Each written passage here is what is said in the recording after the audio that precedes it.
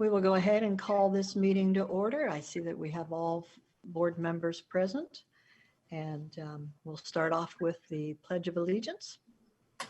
And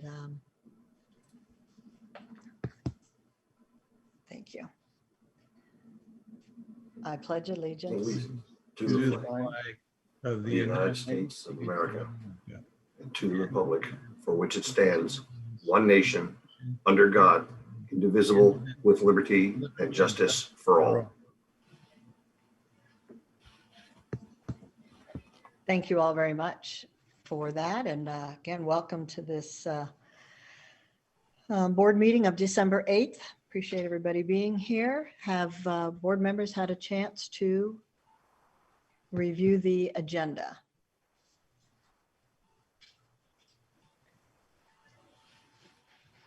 Do we have a I will make a motion that we accept the agenda for the December 8th, 2020 school board meeting. I'll second that. Actually, I'm going to ask if we can remove item 5.01. I had asked for a correction on those minutes, but I was not clear in what I was asking for. And so those aren't ready. So we'll, can I have a motion to approve the agenda minus 5.01? So moved. All right.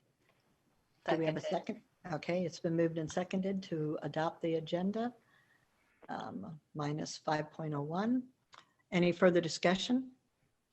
All those in favor, say aye. Aye. Aye. Any opposed? Okay, and the motion, the agenda is adopted. So at this point in time, we move to the part of the meeting that allows for community comment. And as part of the regular school board meeting, the board invites community members to make public comments in person and or by phone as conditions allow by calling the appropriate phone number and entering the meeting ID number. Our public comment procedure allows each person 3 minutes to speak, and comments will be heard during the 2 community comment periods as listed on the agenda. In accordance with the Open Public Meetings Act, the board is not allowed to discuss items that are not on the agenda. The board may direct the superintendent to follow up on certain items that arise during public comment if appropriate. As with in-person meetings, public comments received in writing or by email will not be read aloud, but will be directed for follow-up where appropriate. Please be mindful of how you present your testimony, as the board will not allow complaints against an individual staff member or student in open session unless that individual has requested an open public hearing. Please state your name before speaking, and I will let our host give instructions on how to raise your hand. And we'll see if we have anyone here to provide public comment. Host?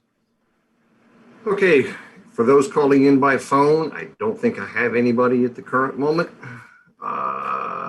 Doesn't appear to be any phone numbers. But for anybody who wishes to come back in via phone, *6 on your phone mutes or unmutes your phone. *9 gives you raises your hand, which puts you to the top of my list. I will call on you individually at that time. If you are joining with a video device like a phone or computer, Alt-Y, I believe, does the same thing and it causes you to raise your hand. So if you wish to make a public comment, please raise your hand and then I will call on you individually. I will have a timer once you start speaking. And at the end of the 3-minute period, that timer will sound and you will hear it over the system. Is there anybody at this time that wishes to make a comment?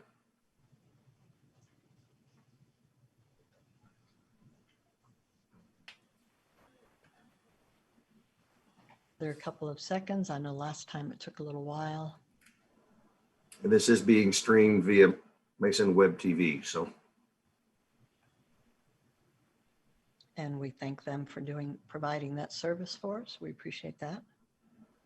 So, not seeing anyone raising their hand or wishing to make a comment, we can go ahead and start with reports and recognitions. Item 4.01, recognition of the Cyber Patriots junior high and high school teams.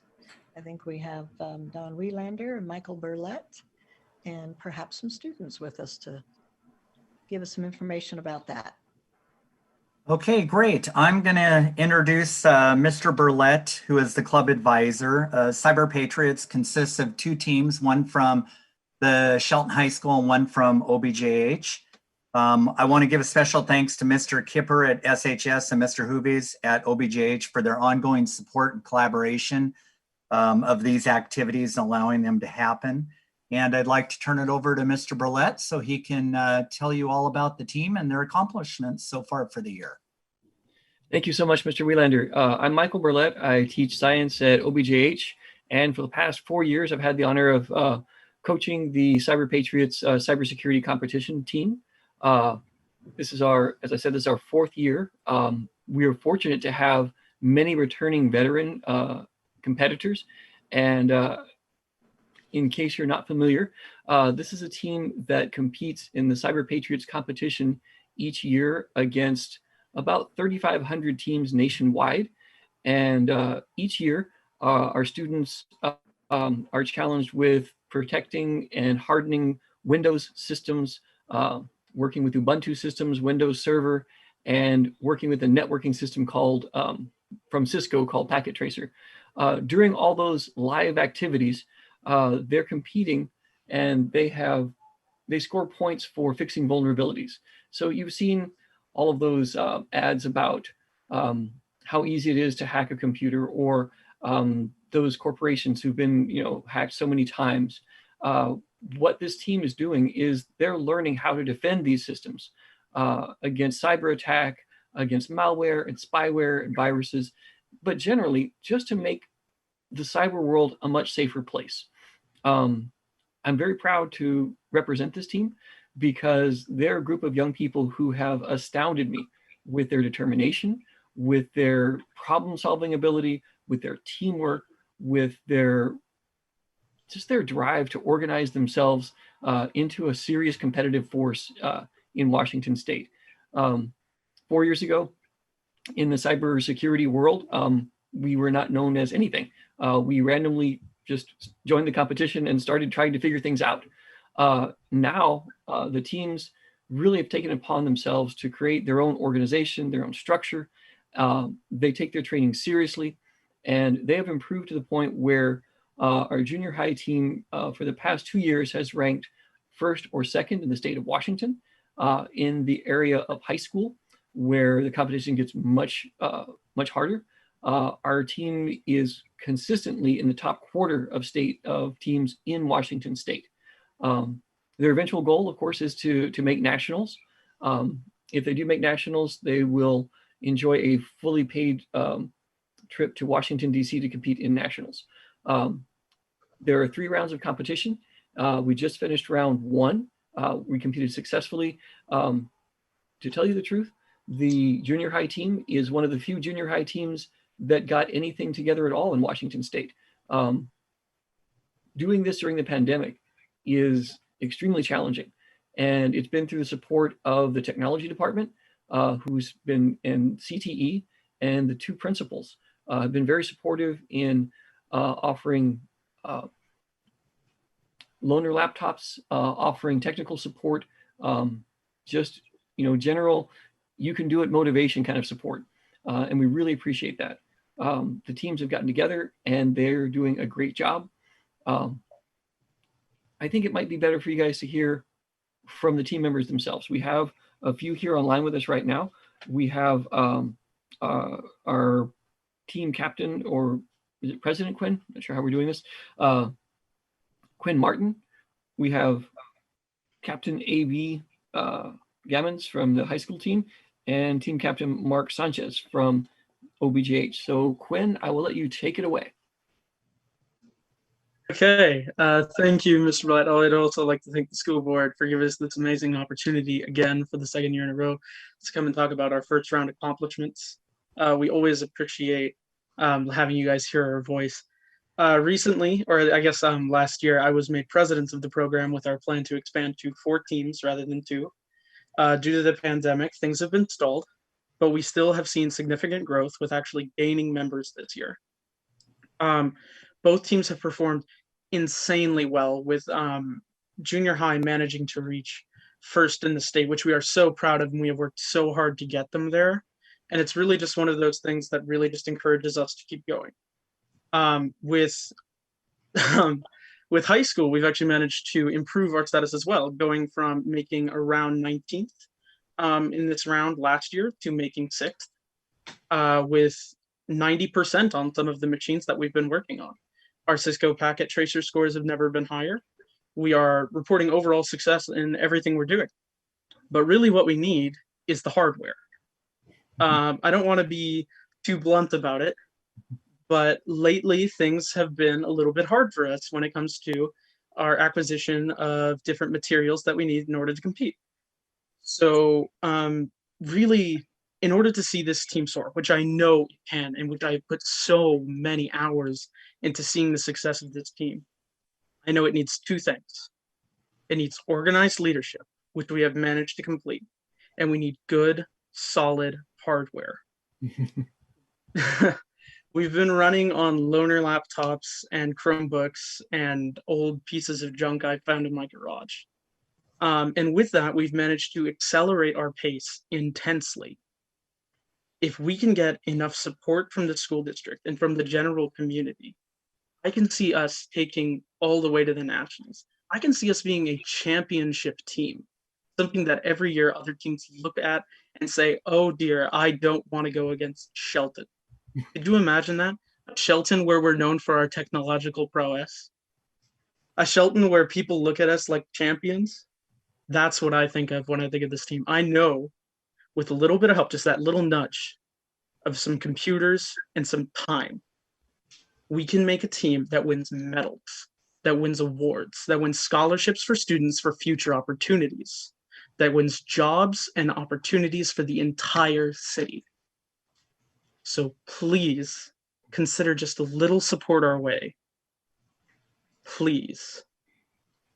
Thank you. Thank you, Quinn. We'll take this, turn this over to AB. We do appreciate the support. It has been really good from the district, and the machines that were provided this year, much better. We totally appreciate that. What Quinn's referring to is really looking at expanding this team, looking at making it bigger. We're providing opportunities right now for about 12 students. And we just see that we could go so much further. We could do so much more. And we appreciate this chance to do that. AB, do you have a few words to say?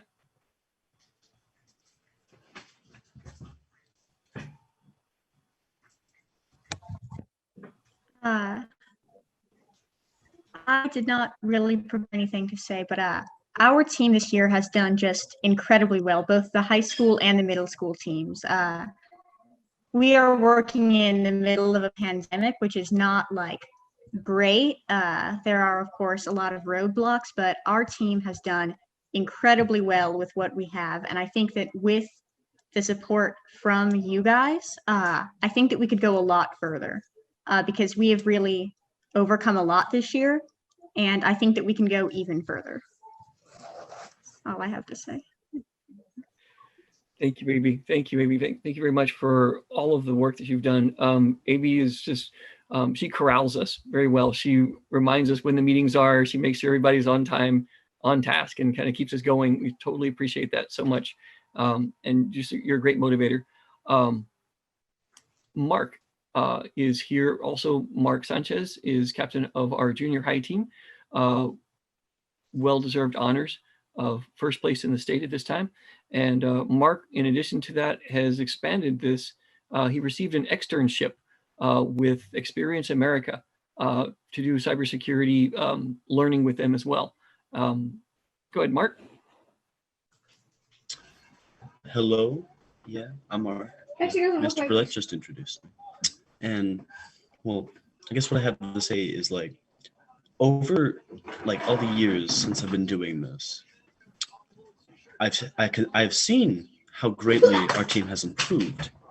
And last year, it was a bit of a challenge compared to the one before, because that's when our team split into two, the OBJH and the high school team. And then, but even then, we were still able to kind of help each other, and it was nice. But then this year, it's far different with the coronavirus or whatever. Yeah. This year we had absolutely no contact during competition with the high school team at all. So we were just by ourselves on the OBGH team with the knowledge we had, which was a decent amount. But it was different because without them there before, there was always like something, oh yeah, so we didn't know this, we could ask them for help. But since they were gone, we had to go on our own. And going on our own, we hit a few roadblocks here and there with only one working computer during the competition, so we only had one source to try and get points in. But even so, we made more than almost half the points, I think, or around half, and made first for the middle schools. Well, and even at the end of that, it was all the stuff we achieved just with like the limited resources we had at that very moment. It was exhilarating. We were all very excited when we found out we made first, and surprised the most, I guess. And with all that we had to push through to get there, and we went through, it was very, to say here, like, it was enlightening, I guess. With all that we've done, with the few things we had, I would love to imagine what more we could do with more resources, or better resources at our disposal. That would be amazing. Dream making, per se. That is all I have to say. Thank you so much, Mark. And thank you to the board again. Really appreciate the opportunity to work with these young people and see their enthusiasm. We hear a lot of challenges during these pandemic times, and it is really nice to see that there's kids motivated, there's kids excited about being able to do some competition and do some serious learning. What they've learned up to this point can really open doors for them into careers in not just cybersecurity, but different computer applications as well. And we hope to, our eventual goal is to propose a full-fledged cybersecurity course for the students in Shelton, leading to an initial certification in industry.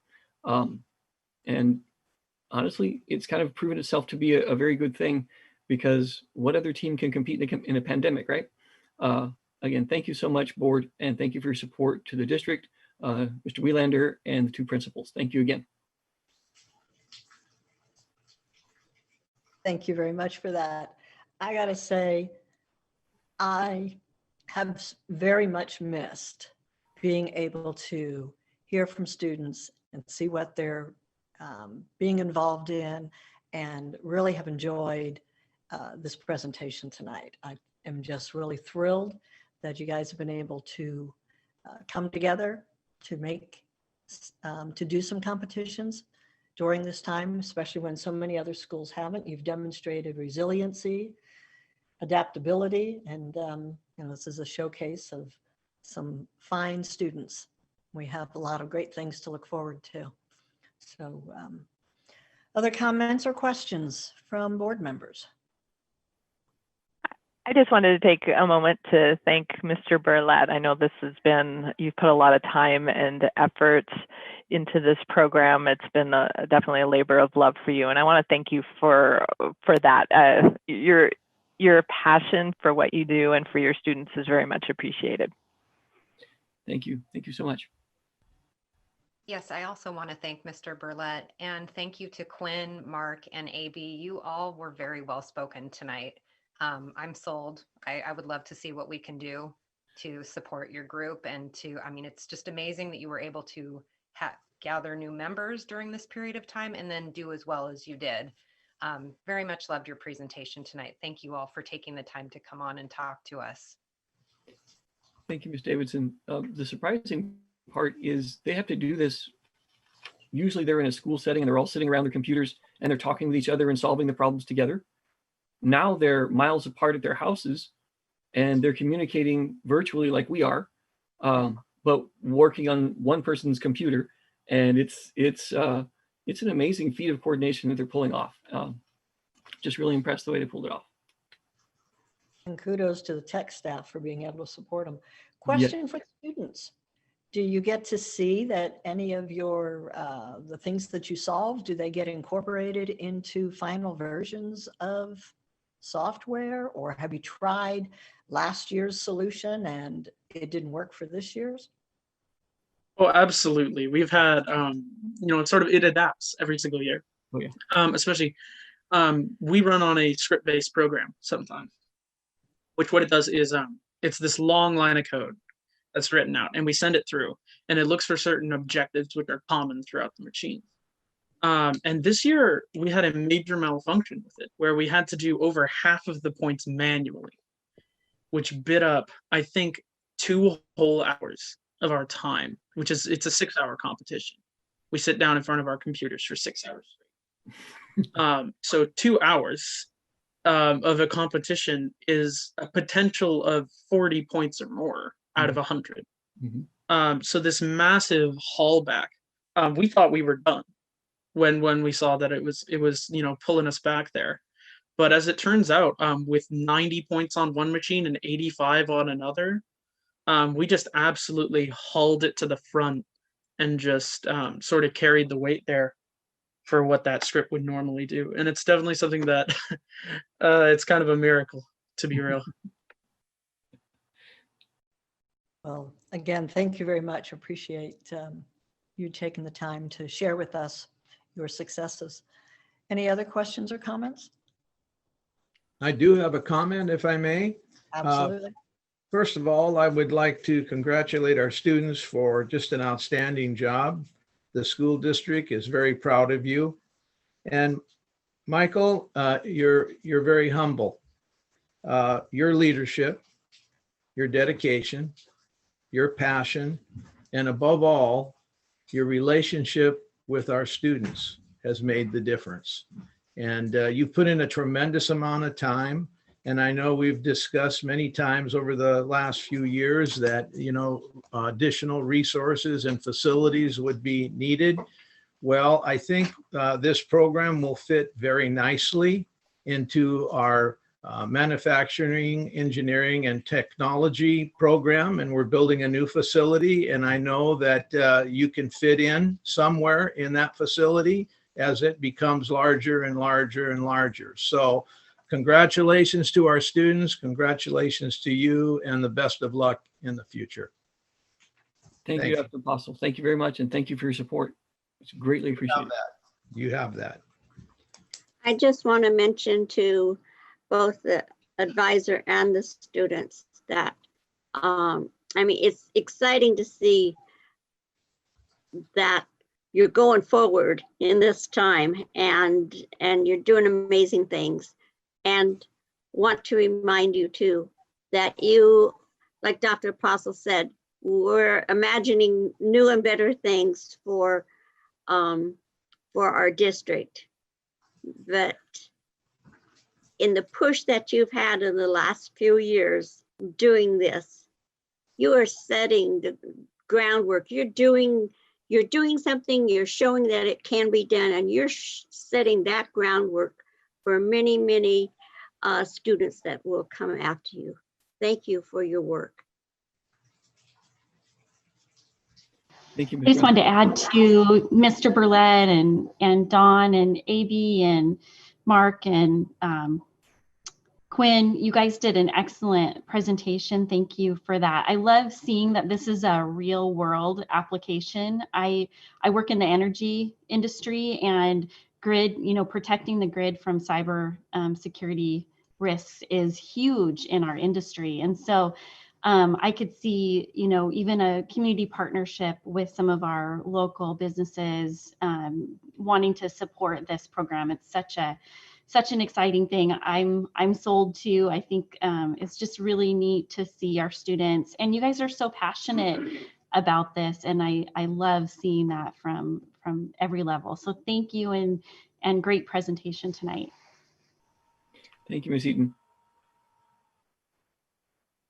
Again, thank you very much. And I think the Cyber Patriots is a perfect segue into our next agenda item, which is a update on the Med Academy building project. And thank you guys. Can't wait to see a real course and certification in what you got going. Thanks. So now with the Med Academy building project, who will lead off that presentation? Dina Alley will introduce the program. All righty. Thank you. Dina, go ahead. Thank you. Thank you again so much for inviting us back. We are so excited, and we think you are going to be very excited with what you see tonight. So here, in addition to the regular district Med Academy team that you're used to hearing from, I'd like to introduce David Brown, Brent Compton, and Galen Newton. And David, I'm going to let you take it away and kind of run the show from here. Okay, Dina, thank you. I will start by, if I can get a little screen share here. Let's see if I can share my screen to start. Let's see. Hopefully I can. David, yes. Could you introduce yourself to the people that may not know you? Yes, certainly, Alex. So my name is David Brown. I'm an independent consultant. I say independent, but I've been working with the district for, gosh, about 3-4 years now, I guess. I've been working along with the construction teams doing the A building and High Climber Gym and the 2 recent sports projects that I think are absolutely gorgeous and can't wait to get using them, as I'm sure you all are too. And all these beautiful, nice facilities. I mean, I know you all can't wait to really get to using these things, but I have so enjoyed working with the district. I had actually retired from consulting engineering myself. I've been doing it 35 years, and I came back to work to do a little bit of project management, and now I just do this just because I am having so much fun, and I just love working with your folks that do the hard work for your district. And it's just been a fantastic team working with your folks and with this great architectural team that you're going to hear from in just a minute. And I'm just having so much fun that I just want to keep doing it. So that's who I am. And some of you know my wife, Andrea Brown. She's actually done a lot of work for the district as well. She works for KMB. So with that, what I'd like to do to start off is kind of, for those of you who haven't got quite the history of the MET project, I'd like to show you the timeline, and I'm going to try one more time to do a screen share here. So let's see, can everybody see my screen? Yes, we can, David. Thank you. Okay, so what we've got here is, I'm going to see if I can put this on the full screen. Well, can everybody see this graphic? Okay, what this is basically a schedule, a timeline schedule. If everybody can see that, yep. That's the goal. Yes. Okay, so we started this project of January this year, and we are going to finish this project at the end of September next year. And for those of you who have done these kinds of projects before, that is a quick timeline from concept to finish construction on a project. That is quick. Granted, this is not a huge project, but it has to go through all the same steps that a huge project has to go through. So starting on January 1st, we knew we were going to have to march right along and not have a lot of hiccups. Well, we had a little hiccup. In September, you see a red line there. Actually, through August and September, we had a little red line because we were having trouble getting a project designed within the budget that we had to work with. Dr. Apostle said, "Ye shall make this project come in within budget." And that budget was $4 million. That's everything included in the project. That's construction, all the costs associated with it, everything. So we had to really go to work and make sure this thing was going to come in inside a budget. The thing is, we just could not sacrifice any of our schedule. So while we were changing the project through that August, September, and 1st of October, we still had to be moving the rest of the design of the project forward. Fortunately, due to the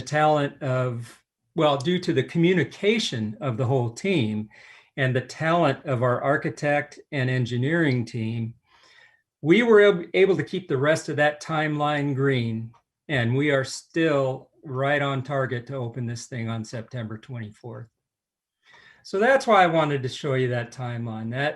It really has been quite the team effort to be able to keep this thing on time, on target, and within budget. So with that, I'd like to introduce your lead architects, Brent Compton and Galen Newton from NAC Architecture, the real talent behind all this stuff. And they're going to walk you through what this thing is going to look like.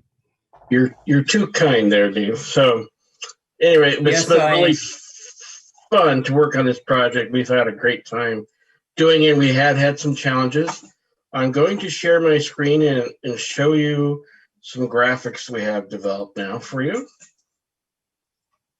I hope you all can see that.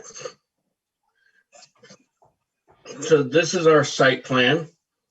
And we were also challenged when we had this budget issue at the design development to make sure we did not make any fundamental changes to the program. And I'm happy to report that we made no changes to the program as it be delivered. We tried to think smart about how we can adjust the structure and the exterior envelope and the like, and a few other doublets we found in the estimates and stuff to get us to the budget.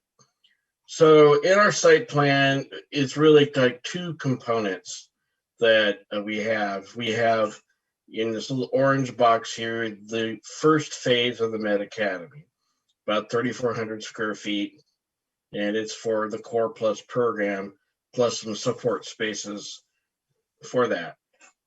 And we are showing here dashed lines on to the left and the right of that, the future expansions that we see when further funding becomes available. The other key component of this project was really replacing the parking stalls for the staff parking. We were taking over to build this area. And so we are building a new staff parking lot where some of the existing portables were, and basically sort of an open area. This is also an area that we know we could build the parking lots without any issues with the flyover zones of the airport. So in addition to building the first phase, we're also creating a sort of a lawn area and some landscaping. Have some nice green open area for this location, and it'll also be a nice setup for future phases. And so to the left, the future phases are going to kind of be more classroom technology programs, and to the right will be future shops that will be expanded. So we'll move on to the floor plan. And so the floor plan has actually not really changed much in the duration of the design. So it really is an open industrial styled space that is really designed to have these working stations that are flexible. Power will be fed from above. We have 2 overhead doors, one to the north side to allow new materials and new equipment to come in and out of the building. We also have one to the other side that will allow the students to maybe work outside when the weather is nice, as well as in the future, when there's another shop built to the right-hand side here, there's an interconnection, a large door in between the shops. So in case if there's some cross work going on between the 2 different programs. And we have laid out all the equipment and workstations with Dawn and Dina, and making sure that everything works. And they have selected the equipment and we've been working hand in hand to make that work. The building will have toilet facilities, and we've sized this, so we can expand to the future additions. We also have some additional support spaces, mechanical, electrical. There's also above this area here, a mechanical platform where the mechanical equipment sits up, as well as an air compressor and a couple other things to support the shop space. And then perspective-wise, we've put together some views of the outside. The original design had a kind of a shed peaked roof. We found that we were doing a lot of additional foundation and steel brace work to accommodate the height of that peak. And so if we went to a more of a fundamentally a flat roof structure. It's really not flat roof, but it fundamentally is structurally. It lowered the height and simplified it. And that was where we got the bulk of our savings, along with some critical changes we made in storm drainage and how we were addressing the existing parking lot. That gave us the savings we needed to get back into budget. And so again, it's still meant to be an industrial looking project, metal siding on the outside. This is the view looking from the staff parking lot from Shelton Springs Road, and with some large graphic letters, it says the Med Academy at Shelton High School. So we wanted to give it some presence. We've also working to make sure we have good daylight, and this is north light, which is great light to work on the stuff. And with all this technical equipment and all the stuff the kids will be working with, having good lighting is great for safety of the students, as well as just good for the soul, if you will, be working in a daylit space. And this is one of those large garage door that have glass in it as well. And you can see the side one that will eventually service the new shop that'll be to the east of this facility. The other perspective we have is the view looking from the campus towards the Med Academy. And this is the door that goes into the vestibule where the restrooms are, and then you can head into the Core Plus shop space as well. In the future, to the left will be a classroom addition, and where that basically looks like that couple standing will be a pair of doors that'll go into a hallway, and it nicely lines up with an existing walkway, so the kids will be able to walk right to it, to that future technology spaces. We also put together an interior view of what the space will look like on the inside. Again, industrial in nature, which I think goes along with the kind of programs we're teaching. We'll have these workstations, which Dawn can be more eloquent in speaking of how they work. But we tried to put together a quick view of what it would look like on the inside. You can see the amount of lighting is coming in from the north side. We have the power that comes down below, above, and along the perimeter, so that these stations can be moved around, and equipment can be moved in and out as the program evolves. So that's our graphics presentation of the project, and I'm happy to answer any questions that you may have. That looks very, brings back a lot of memories. We had gone to tour one of the other schools in a neighboring district that had a setup like this, and it's a welcome Yes, I sight think progress. Yeah, that it's making.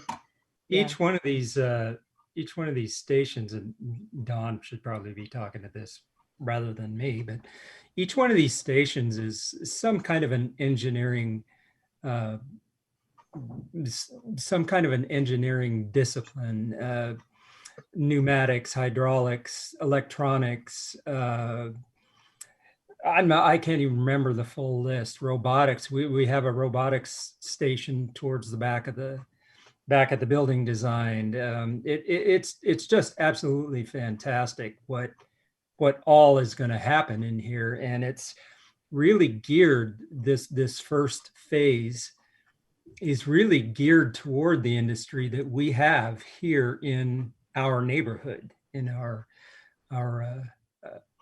airplane-centric neighborhood somewhat, but also the timber, lumber, paper industry, all of it.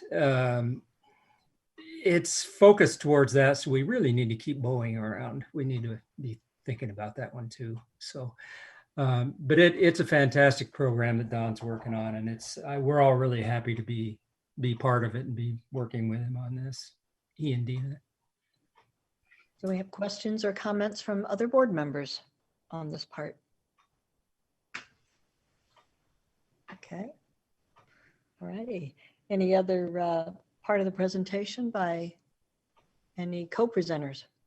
Don, I would really love it if you might jump in here a minute, because we did do a lot of work with our community partners about what pieces went into this, because we did want to be very local to what their needs were. So could you speak to that a little bit, please?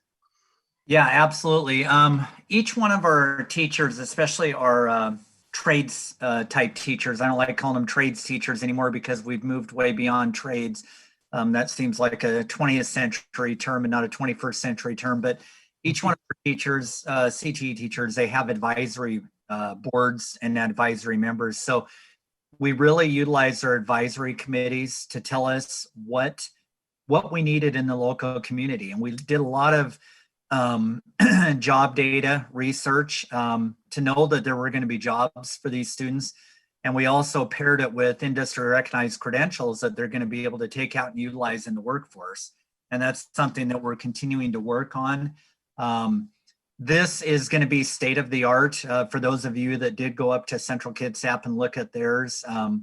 This one is going to be better than that one. There's no doubt in my mind. We had a great crew designing it. Dina and I have put in a lot of work changing it around and looking at it and changing it and deciding what we were going to have in there for instruction. And I think it's going to be something that the community is going to look at when we have an open house, and they're going to be wowed. They're going to be wowed. Yeah, and we just completed the new course proposals, are ready to head through the chain of command for signatures for the two mechatronics courses that will be the main academy courses housed in this space. We will be ready to go for second trimester of next school year. And the nice thing about this is Dr. Apostle and I were in a meeting last Friday with schools from Western Washington in the Western area group for New Market Skills Center. And it was very surprising because they are just coming up with this idea now of researching it. So they're probably about 2 years behind us. And when I meet with them, they're just shocked that we are this far advanced for Shelton. They're like, Shelton's doing this? Really? How? So, that's great right. support by the school board and the administration. Well, we just heard from 3 of the kids that I think we better work really hard to stay ahead of everybody else. Yeah, those 3 kids were very impressive. Yes. No question about it. I do have a comment, but I'll wait until the board has their opportunity here. Any other board members?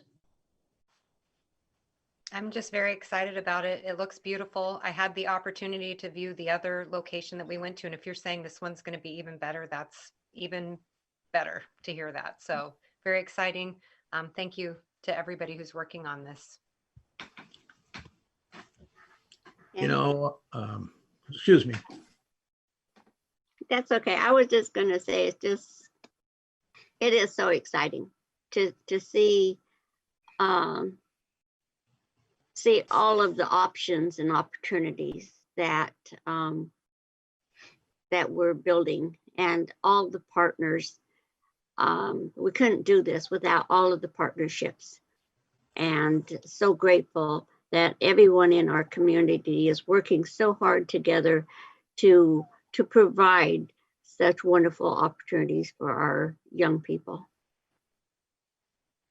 And we hear so frequently from neighboring districts around the state that, you know, they're consulting with Shelton about their CTE program for this or for that.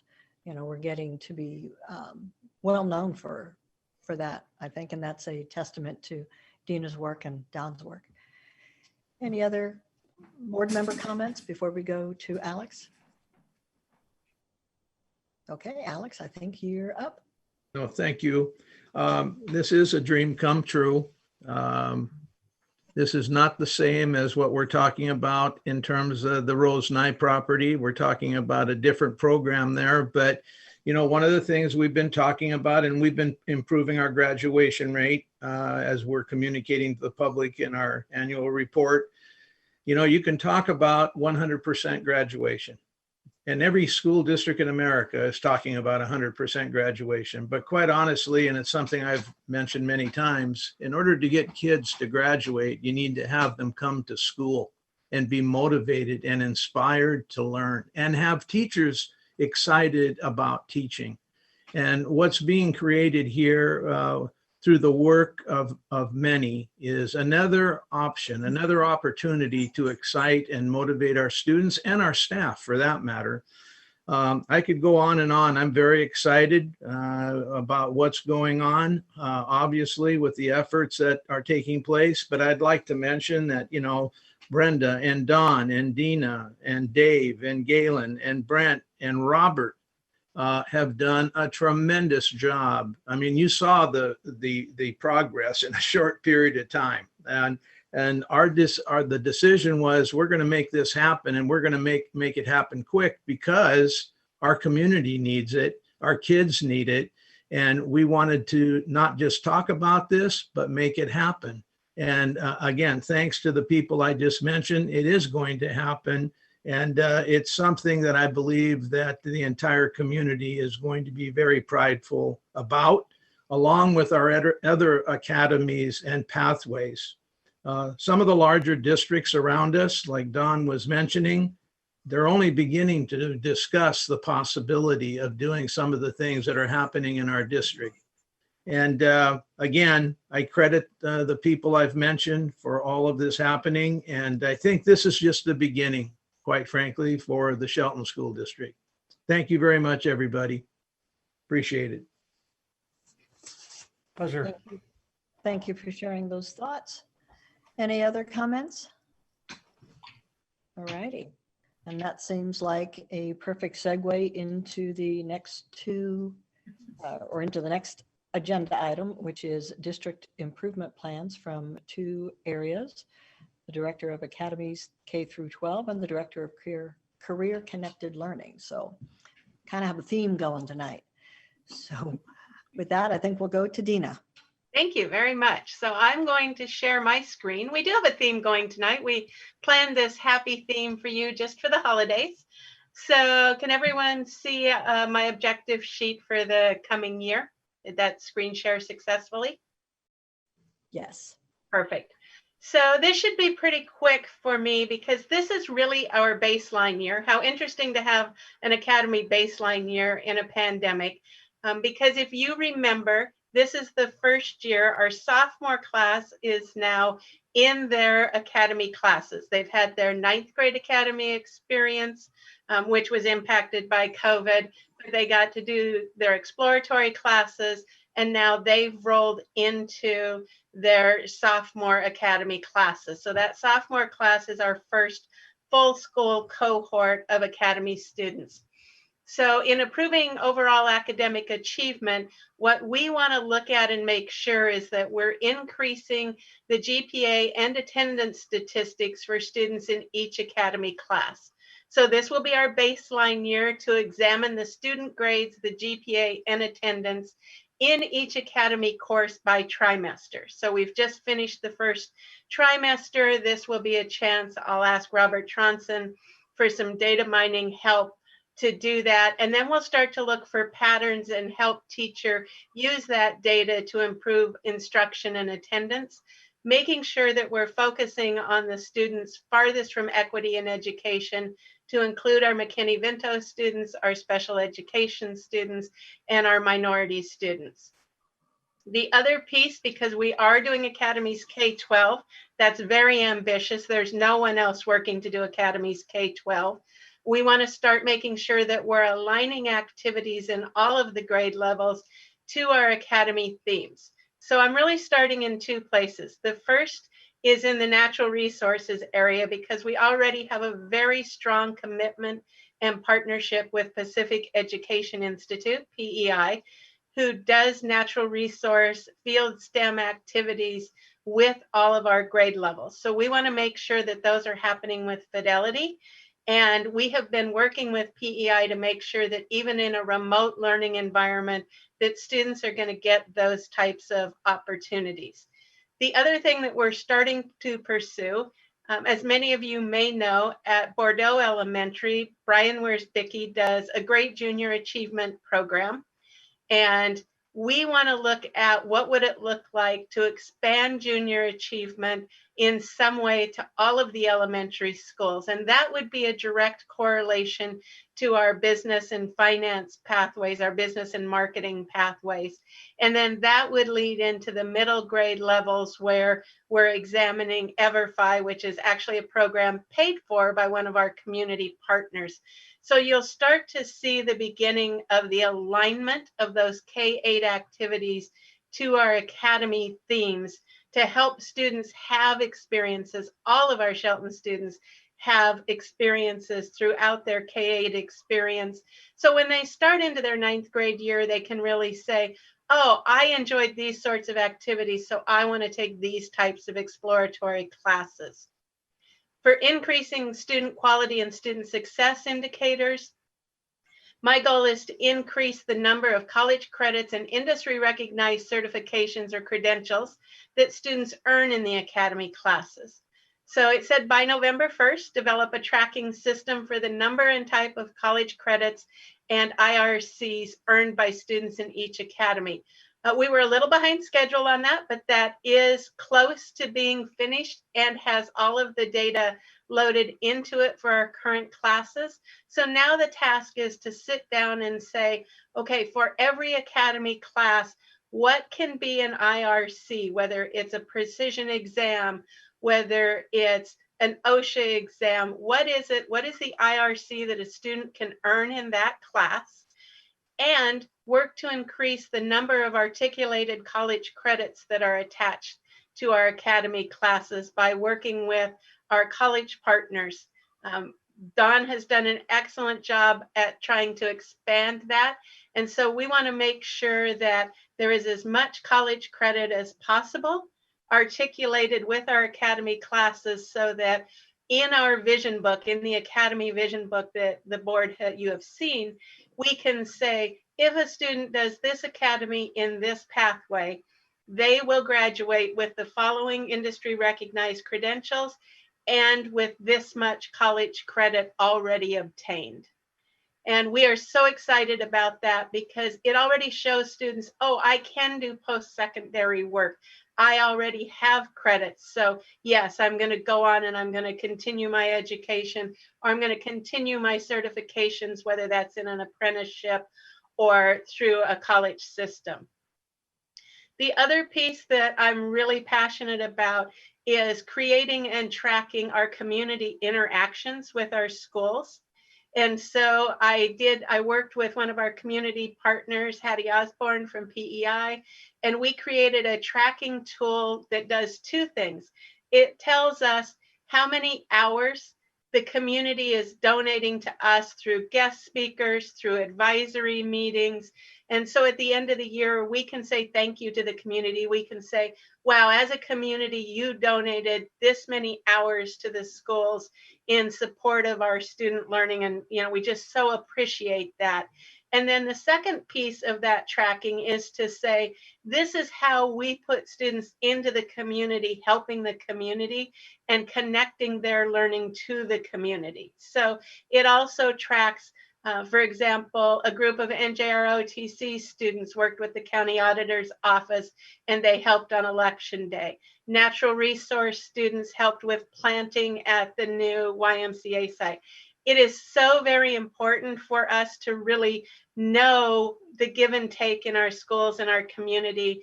And we've never really done that. We've never said, this is what's happening and thank you for doing it. And here's how we're putting students into the community to help the community. Ensuring every staff member is a 21st century educator. I am continually working on a database of ideas that are helping all of our teachers be able to connect academy themes to their content area. So for example, just because you are a music teacher, I'll use fine arts because they were one of the first departments that came to me and said, help us, how can we be involved in the academy process when there's not a music academy? But we talked about all of the ways that music and art integrate into our academy themes, whether it's art and natural resources. Pamelia Valentine's classes are very strong and she uses natural resources and plants as the basis for a lot of her art. Or it's music therapy. Or we talked about in manufacturing, there's actually a new record manufacturing company in the United States because actual record albums are making a comeback, and how that is not just a manufacturing, it's not widgets, it's something that's meant to be loved and enjoyed. And in that manufacturing, they need people who know about music as much as people who know how to make a record.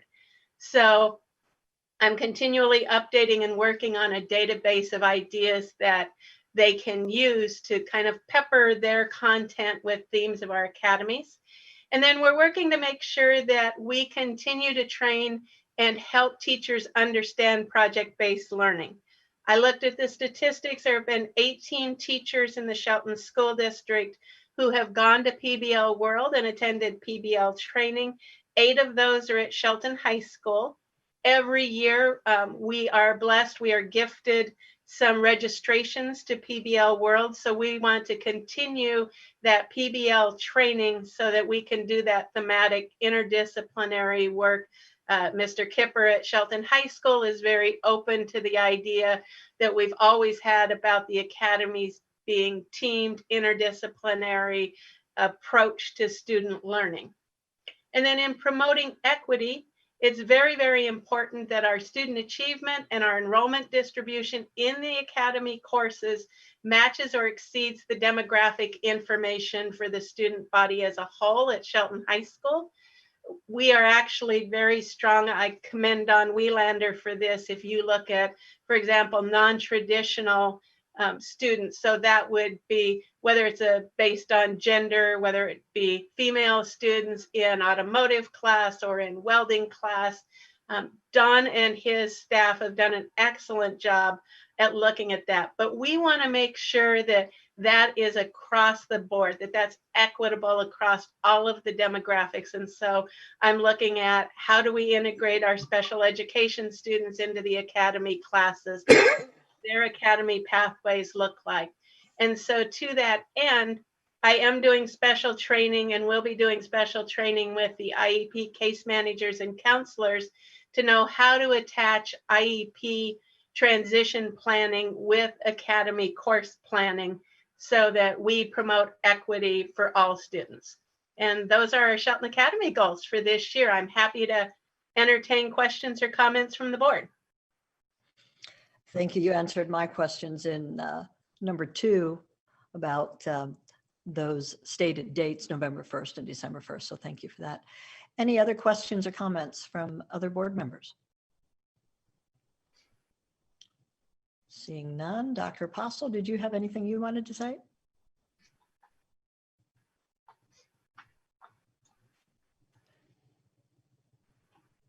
Can you hear me?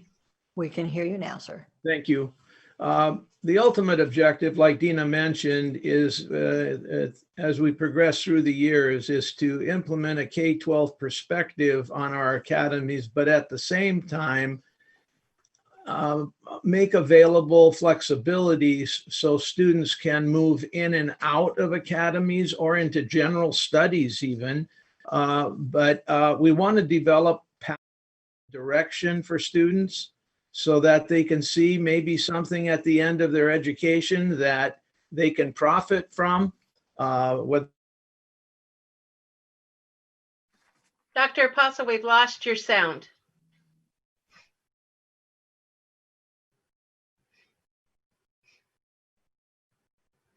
We are unable to hear you, sir. But thank you, Dina, for all your hard work. Can you still hear me? We heard that. Okay. Dina's done a tremendous job, and the great things are going to continue to happen under Dina's leadership. I agree. And with that, are we ready then to move into the second district improvement plan for the night? All righty. Thank you. I am Don? ready. All And righty. if Dina would put it up for me, please. Okay, and mine will be fairly quick too. As you know, pandemic this year, it's been a very difficult year. We thought it was going to be an extremely difficult year for CTE. So one of my goals was for online or distance learning. All CTE classes will provide online learning, giving students opportunities for success in high school and beyond. When we found out we were going to be all online, many of my teachers came up to me, CTE teachers, and said, how are we going to do this? How are we going to do it? And I will give 100% of the credit to the teachers. We have an amazing group of teachers that figured out ways of how we're going to do it, so we didn't have to shut down any of the CTE classes. We want to make sure all of them were running for the students. The next one, CTE advisory committees for each program will be formed by October 2020 to comply with CTE regulations. Looking specifically at online learning, that was done. We've had our first CTE advisory meetings. Every teacher has to have an advisory group, and they've all had their first meeting. That was all done in October. They were able to get lots of information and feedback from the advisory members on how to operate online and what they would do. And that rolls right into my next one, by October 2020, feedback and ideas for online learning from business partners to help with student learning needs. It's amazing when you go out to the community, the ideas that they can come up with, and also what areas they felt the teachers really needed to focus on while still hitting the learning standards and also following the frameworks. So a big shout out to the community members for helping us and all the people that sit on our advisory committees. And the last one on that area was set a timeline for the MET completion by October 2020 and show monthly progress. I was hoping by September, October that we would have a timeline. I can't say how happy I am with David, Galen, Brent, and the rest of the people that are working on the MET project. It was a dream of mine and Dina's, and I know Dr. Apostle's, and it's coming to fruition, and I think the community is going to be very happy. And we are on time, we are on budget, and we're moving forward with it. So very, very excited with that. We go over to goal 2, increase student quality and student success indicators. Work with OSPI and the Board of Education to have a comprehensive list of industry recognized credentials for students to achieve in the Shelton School District by December 2020. What OSPI is doing is they put a group together of CTE directors and various schools, districts, and we have all discussed which ones we want, which ones we have. We have over 200 school districts that have sent in information on what certifications they are already offering. And we have that list now. Now what OSPI is doing is they're going out and they're pulling business industry to make sure that the IRCs that we are offering are useful and relevant, because we don't want to provide something to a student that is going to go out and not have it benefit them in any way. My next bullet point: by September 2020, all CTE classes will have one or more Chromebooks available for students to take home. That was another thing that we were not sure if CTE was going to be able to supply everything. And we have continued to purchase Chromebooks and make them available for any student that needs them. In the last 2 years, we've bought enough CTE carts to be able to provide every teacher that's a CTE teacher with their own Chrome cart. So that has been a big help. And I appreciate the district allowing the CTE Chromebooks to go home with the students. It's a great thing for the kids. The next one, October 2020, have all purchased equipment that we've bought related to IRCs installed and ready for students when they come back to the classroom. That right now we are still working on. We have all of it purchased that we felt we needed, or that the teachers felt they needed also.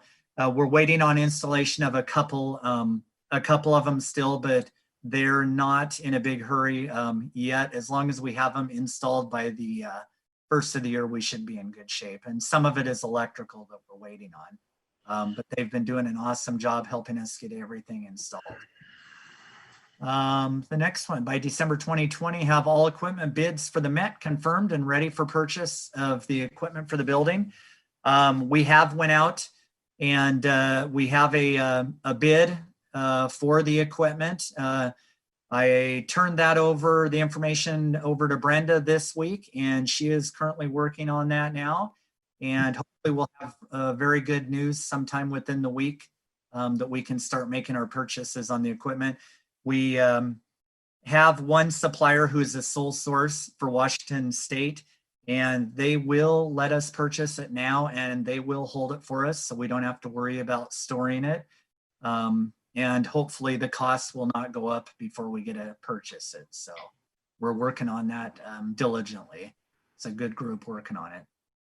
And my last one on that, by January 2021, have all equipment in need of repair or maintenance completed and ready for student use. We want to have our classrooms ready for the students to come back.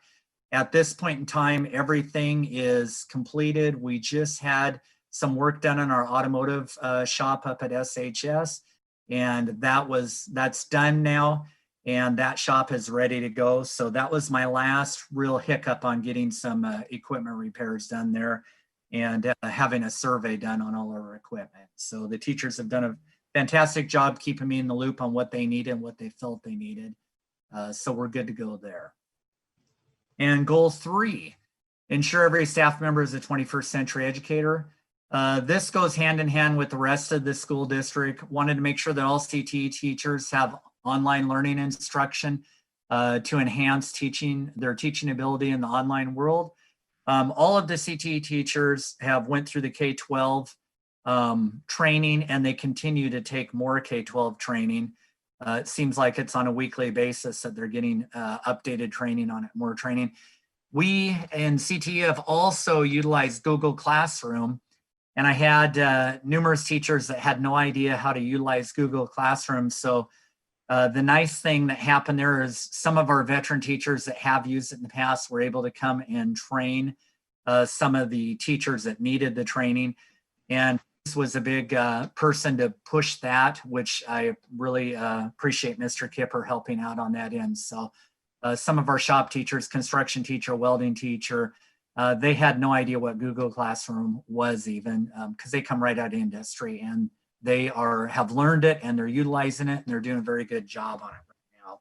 So I appreciate everybody's involvement on that.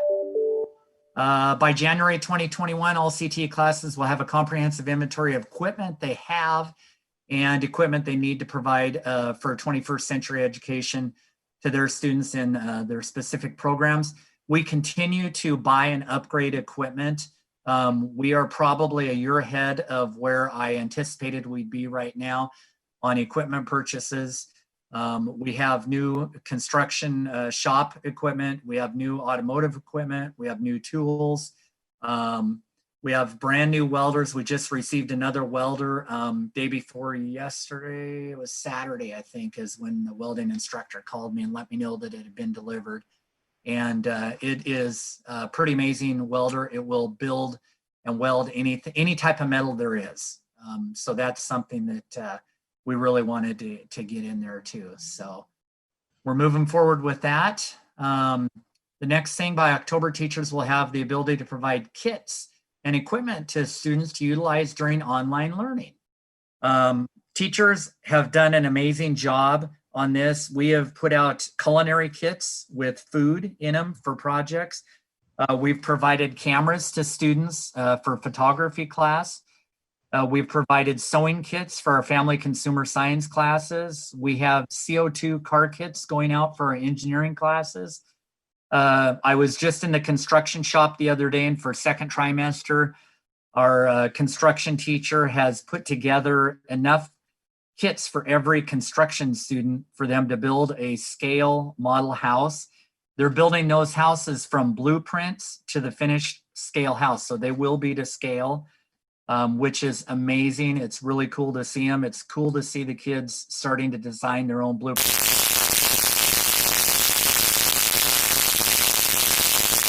Our automotive class. How do you teach automotive in a remote learning environment? And this goes right back to business partnerships and basically beating the street of Mason County. We were able to form over this summer a partnership with Tractor Supply store here in town. And the store manager up there and the receiving clerk now have donated enough weed eaters, lawnmowers, chainsaws, and small engines that we are able to send them home with the students along with a kit of tools if the student needs the tools, if they don't have them. So they're able to tear apart an engine and do instruction, get instruction online via Zoom or whatever needs they need to be able to tear apart their own engine and work on that.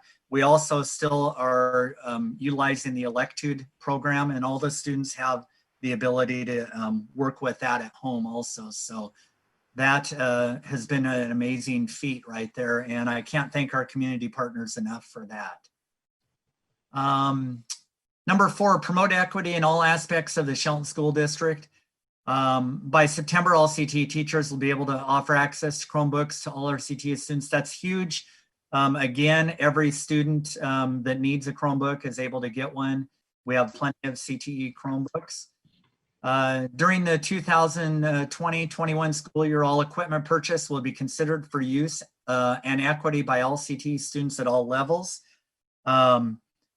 That right there, we decided as we're purchasing students that we're looking at the classes and the programs and we're really scrutinizing purchases. I'm basically talking to each teacher and I'm getting their way that they're going to utilize it, and how. One of the questions we always ask is this going to be equitable to all the students, and how are you going to utilize this so every student can partake in it? And they've done a very good job. They let me know exactly how the equipment's going to be used, how they're going to create equity amongst their students. And a lot of it is just having enough equipment so the students can use it and they're not waiting for equipment, or we're putting them into smaller groups. We'll be able to put them into smaller groups because we will have the equipment, and they're not going to be so many kids that a couple of kids get to utilize the equipment and a couple stand there and watch. We want everybody to be able to utilize it. So that's working out well. And I think in the future, it's going to work out even better. We've purchased some virtual reality equipment, and that is going to be a big hit with our special populations, virtual reality welders. Very, very safe, and it's going to get students to try something that they may never have thought they were going to try, or maybe we're a little bit apprehensive of trying also.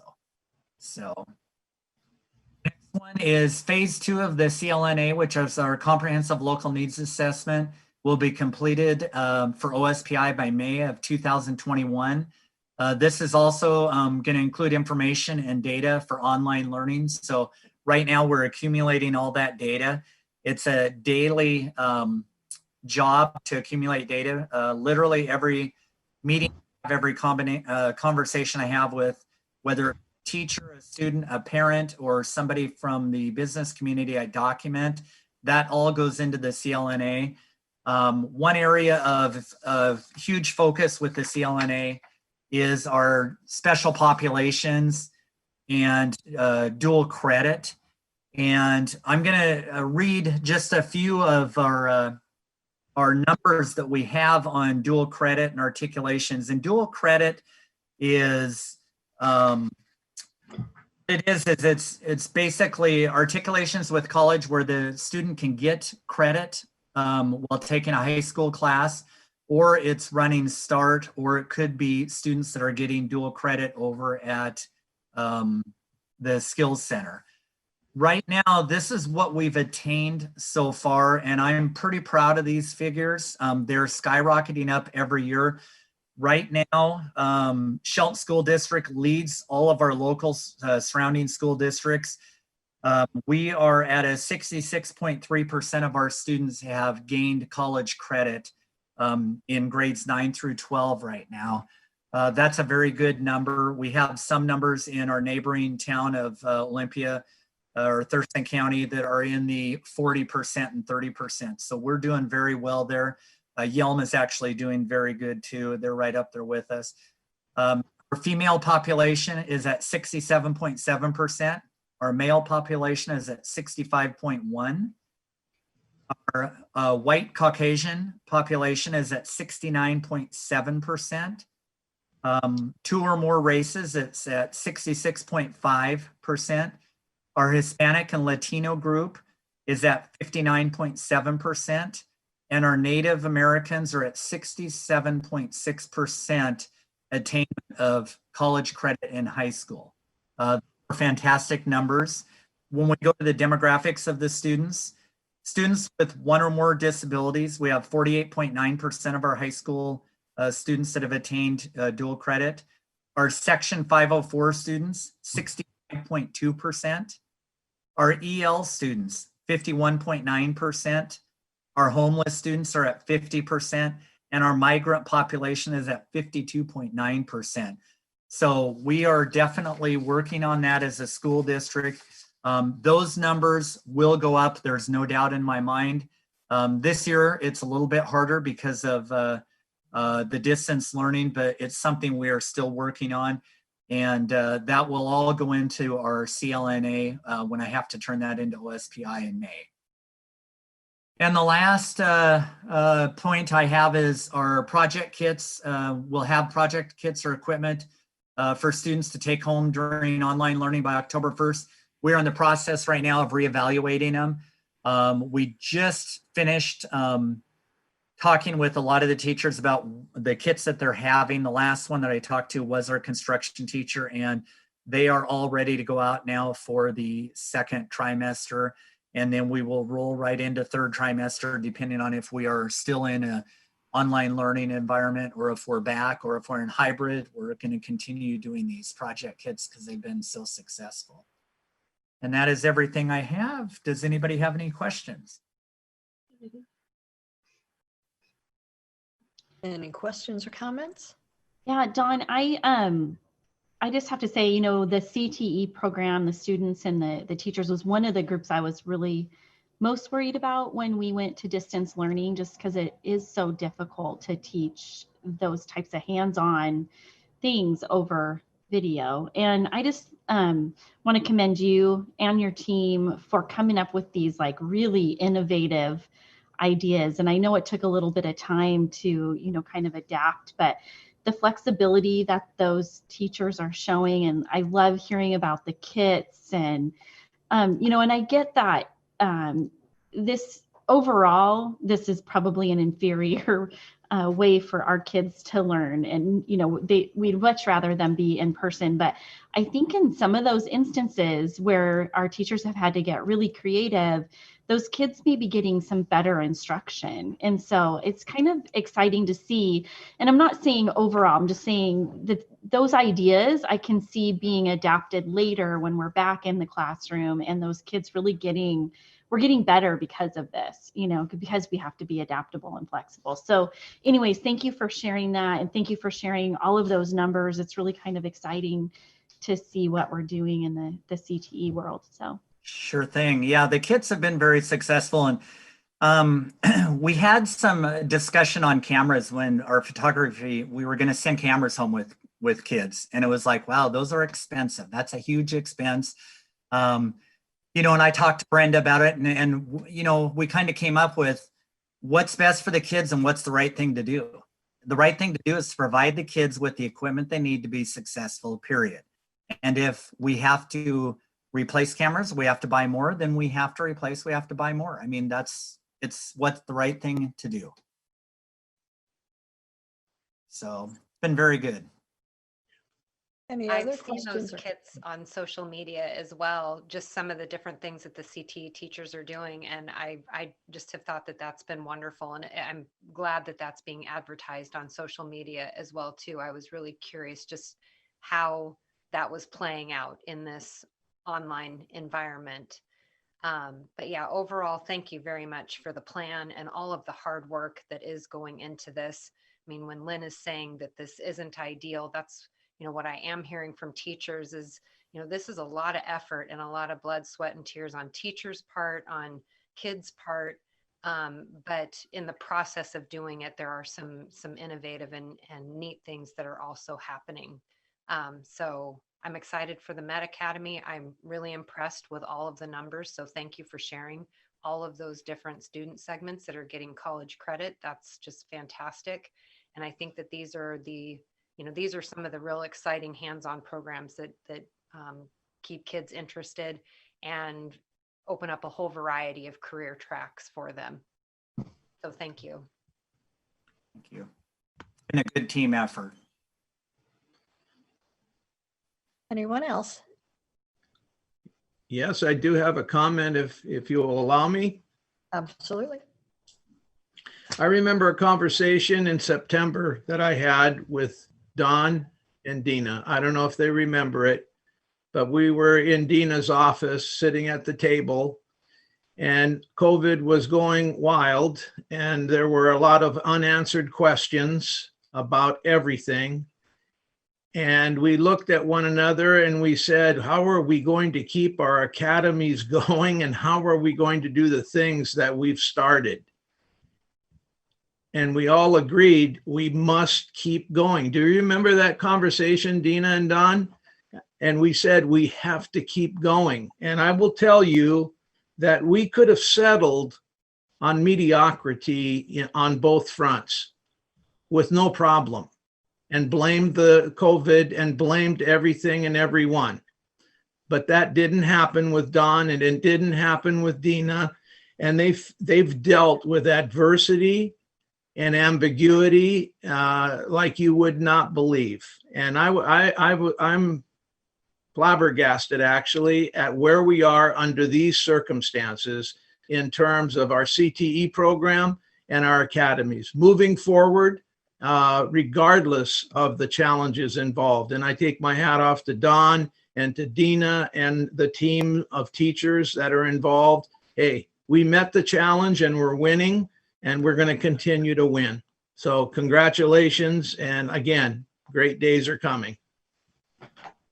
Thank you very much for those thoughts. I did have one question. The Chromebooks that are used for the CTE classes in the cart for the students to take home, are they ordinary Chromebooks or do those Chromebooks have some unique, extra processing power or anything? Just plain old, they could be swapped with another Chromebook? They're regular Chromebooks. They have an asset number that goes to CTE. Brenda and I have been in very, very good communication on Chromebooks, where they're at, who's got them. She will email me or call me and say, hey, we need some more Chromebooks. Are we able to take and utilize some of these from here or some of these from here? We've been able to do that, no problem. I mean, we're part of the team. It's been a great team effort. It's kind of like cybersecurity. We were able to buy some laptop computers for OBJH this year. Cybersecurity or the Cyber Patriots needed them, and we were able to let them utilize those laptops for their after-school involvement there. So it's all teamwork, and it's the whole district coming together to take and figure out this problem that we're in. Yeah, and if I might, Sandy, I think what you might be asking, what's really amazing, one of the innovative things that has come out from our community partners and our educational partners is all of this curriculum and things that can be done online on a Chromebook. So it's no longer you have to download a program or have the program on the computer. It literally is all online. And Don and I were just checking today to make sure that in the Med Academy and the curriculum we're going to be using in there, I said, have we checked? Do we have an online learning possibility? Because one of the things that I'm tasked with is making sure, how do students who choose to stay remote still be able to access academy opportunities? And so it has really been amazing how quickly partners have stepped up and created online materials that can be used with Chromebooks. Terrific. Terrific. Any other questions or comments? All righty. Thank you for both of those district improvement plans, Dina and Don. And I think we are now ready to move on to the budget status reports for September and October with Brenda. Okay, good evening. I'm going to try to share my screen here. So in your board packet, you have the actual reports that come out of the Westpac system, but I've done a summary here to share at the board meeting. So I'm pleased to say we're finally moving forward into the 2020-21 fiscal year. I actually physically closed the prior year on Sunday evening. So we're done with that one, and now we can move on. So here I have the September and October budget status report, fund balances for each fund. In general fund, you will see that we were right about 2.6 million in September, which is close to where we ended last fiscal year. And then October is a tax collection month for our levy. So we were running close to $3.2 million in the general fund for the ending fund balance. The capital project fund, of course, is funding these projects you've been hearing us talk about this evening. And so in September, that fund balance was about $1.4 million. October, we're down to $565,000. We do have approximately $600,000 remaining to come in from the state match funds from our projects. And then also in December, we'll be posting our non-high payments for contribution. Debt service fund is where we pay our bonds for all those construction projects, the tax collections done by the county. So September, that fund balance was close to $2.6 million. October again is a tax collection month, so it grows in that month by almost $4.6 million.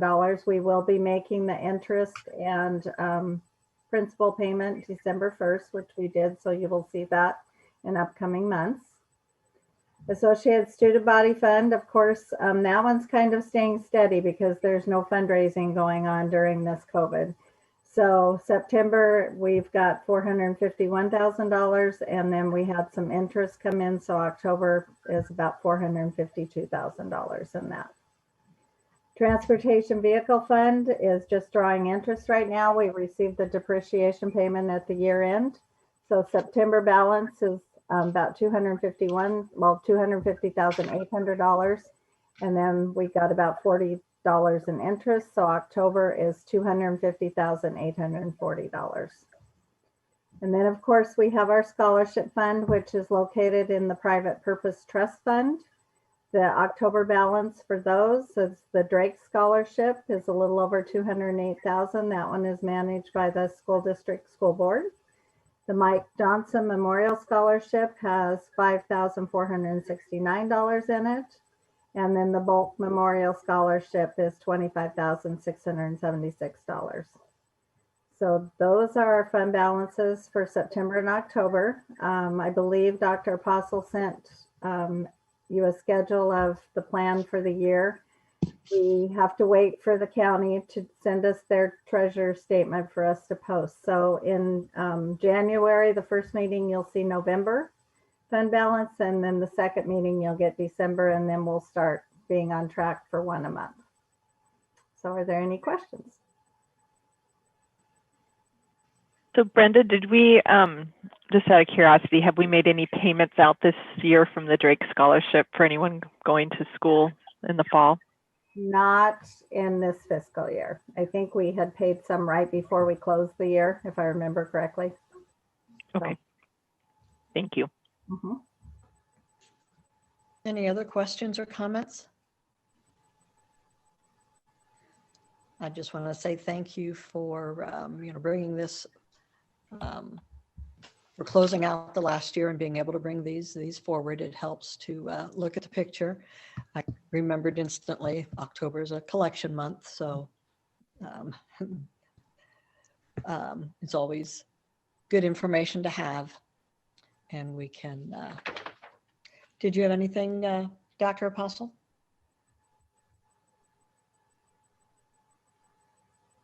I don't see anything. So give him a minute if he's trying to unmute. He may be having difficulty. Thank you, Sandy. Can you hear me now? We can hear you. Go ahead, sir.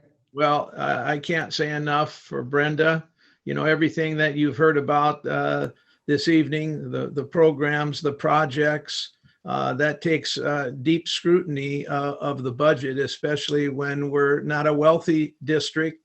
But guess what? We're making everything happen, and it's because of Brenda's talents in terms of the budget. And I must say, we do talk about the budget probably at least twice or 3 times a day, but I give all the credit to Brenda. Thank you. Yes, thank you and the staff for such good information. And with that, we can move on to item 4.05, which is a technology for temperature screening. We have Robert Heron and Chelsea Cornwall Brady. Looks like Robert's going to start off. Sorry, I was having problems unmuting there. I apologize in advance if there's any issues with my streaming because I keep getting warnings that my bandwidth is low. So with that, I'd like to talk with you this evening about screening kiosks, but take you back to the beginning of the school year as we were planning for the initial kickoff when we were going to have a September 2nd start and be in school under the hybrid plan. We had developed a pretty detailed plan about manual screening, about how we were going to, take temperature screenings and do a COVID questionnaire on every student and staff member, for that matter, that enters into our buildings. And so in the beginning, there was just the manual screen process just seemed arduous. So it's one of the things that the Safety and Security Committee, as they were putting together recommendations for the board, and to consider, it's where we spent the most of our time on, probably more than 50% of the entire Safety and Security Committee's time was spent on trying to tackle this issue. It was the most difficult logistically, and when we really started looking at all the things that we would need to do and the number of lines that we could set up and where we would put them and how we would queue students through the process, it was going to take hours for each school. In some cases, in the high school, if we, one of our scenarios we put there is going to take 4 hours to screen students, and that doesn't leave any time for actually educating students. And so it was always something very difficult. In the very early part of this process, right as we were making the determination that we were going to go to a remote learning environment, there were some electronic systems that were being developed, that were being put out there, ones that could take temperatures. And so some school districts were looking at that as they were considering their needs. And but when we started to vet those ourselves, they were not sufficient. They were not going to meet our needs because they were only going to really take a temperature, and it didn't do anything from the standpoint of logging that data into a database. We would still be manually tracking the questionnaire information that we're required to for the DOH and Eastern County Health Department. And so these were not comprehensive solutions. They were just going to be money spent for very expensive thermometers, essentially. Because we really needed something that was going to be more comprehensive, that not only logged all the information that we needed to for tracing purposes, but also could do so affordably, and also speed the processes up, because that was the biggest issue that we were running into is, can we get this down to a window that's manageable, 30, 40 minutes. And so that time we couldn't find one. There were districts that did proceed with this with a system of their own, but we did not, because it did not meet our needs. It was actually going to be equal to the processing time as what we had already come up with. Also, another option that was considered at that time was doing, and some districts have done that and still doing this to this date, is doing attestation forms only, where parents actually do an attestation online that they enter in the temperature, and they actually go through the questionnaire and submit that online every day for every student. And that didn't seem like for us a good solution as well, because it presented too much risk providing all the data collection and everything on the parent and student side.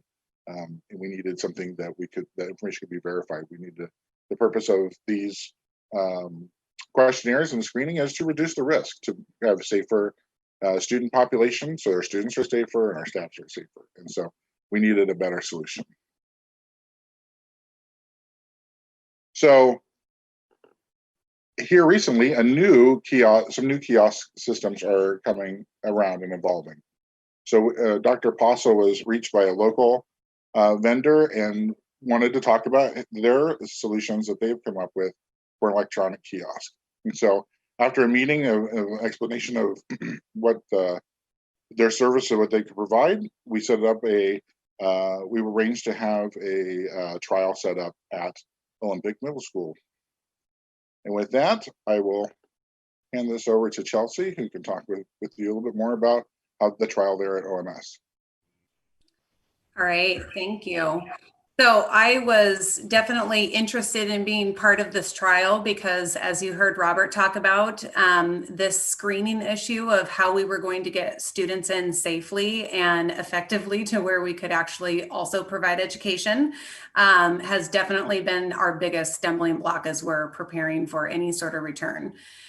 So we started working with Capital Machines in November. They brought one of the scanners, which you can see here in the picture, to our school.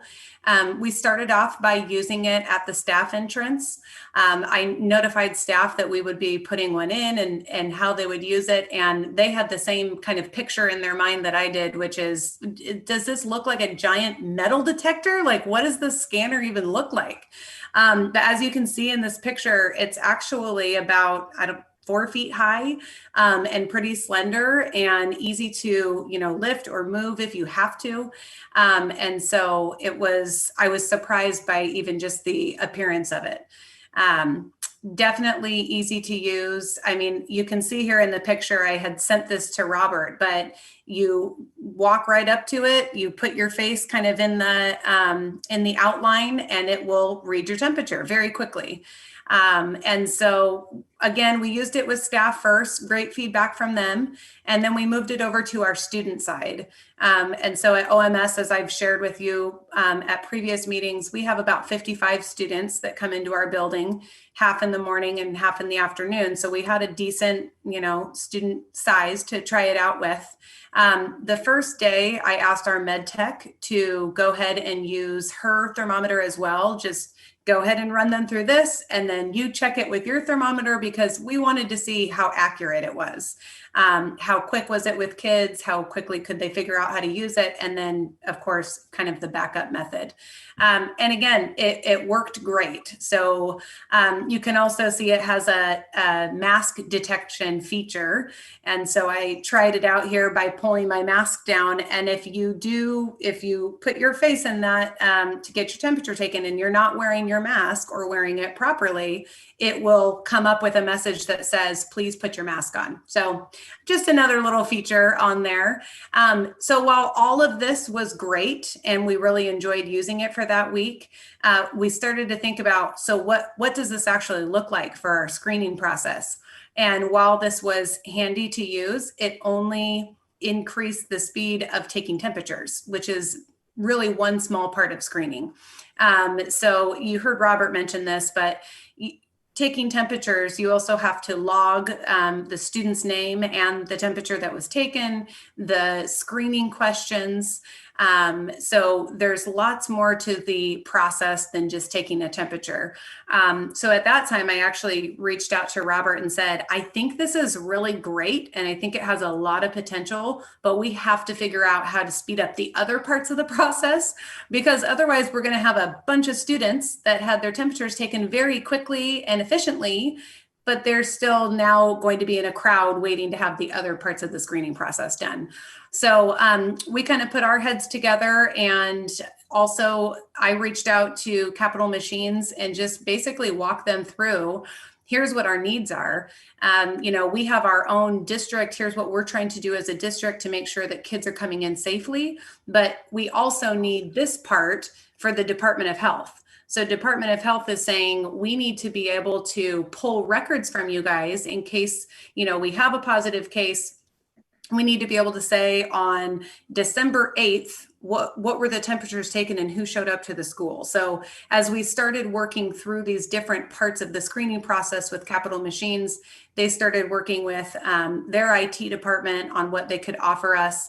And then another part was, of course, the cost and, are we going to purchase them outright? Were there any leasing options? So again, I've been working with them for the last month and with Robert as well. And Robert began researching some other options, which I think he's going to talk about next. Yeah, so in collaboration with Chelsea and looking at the implementation, we thought, well, we should reach out and see what else is out there in the market as well.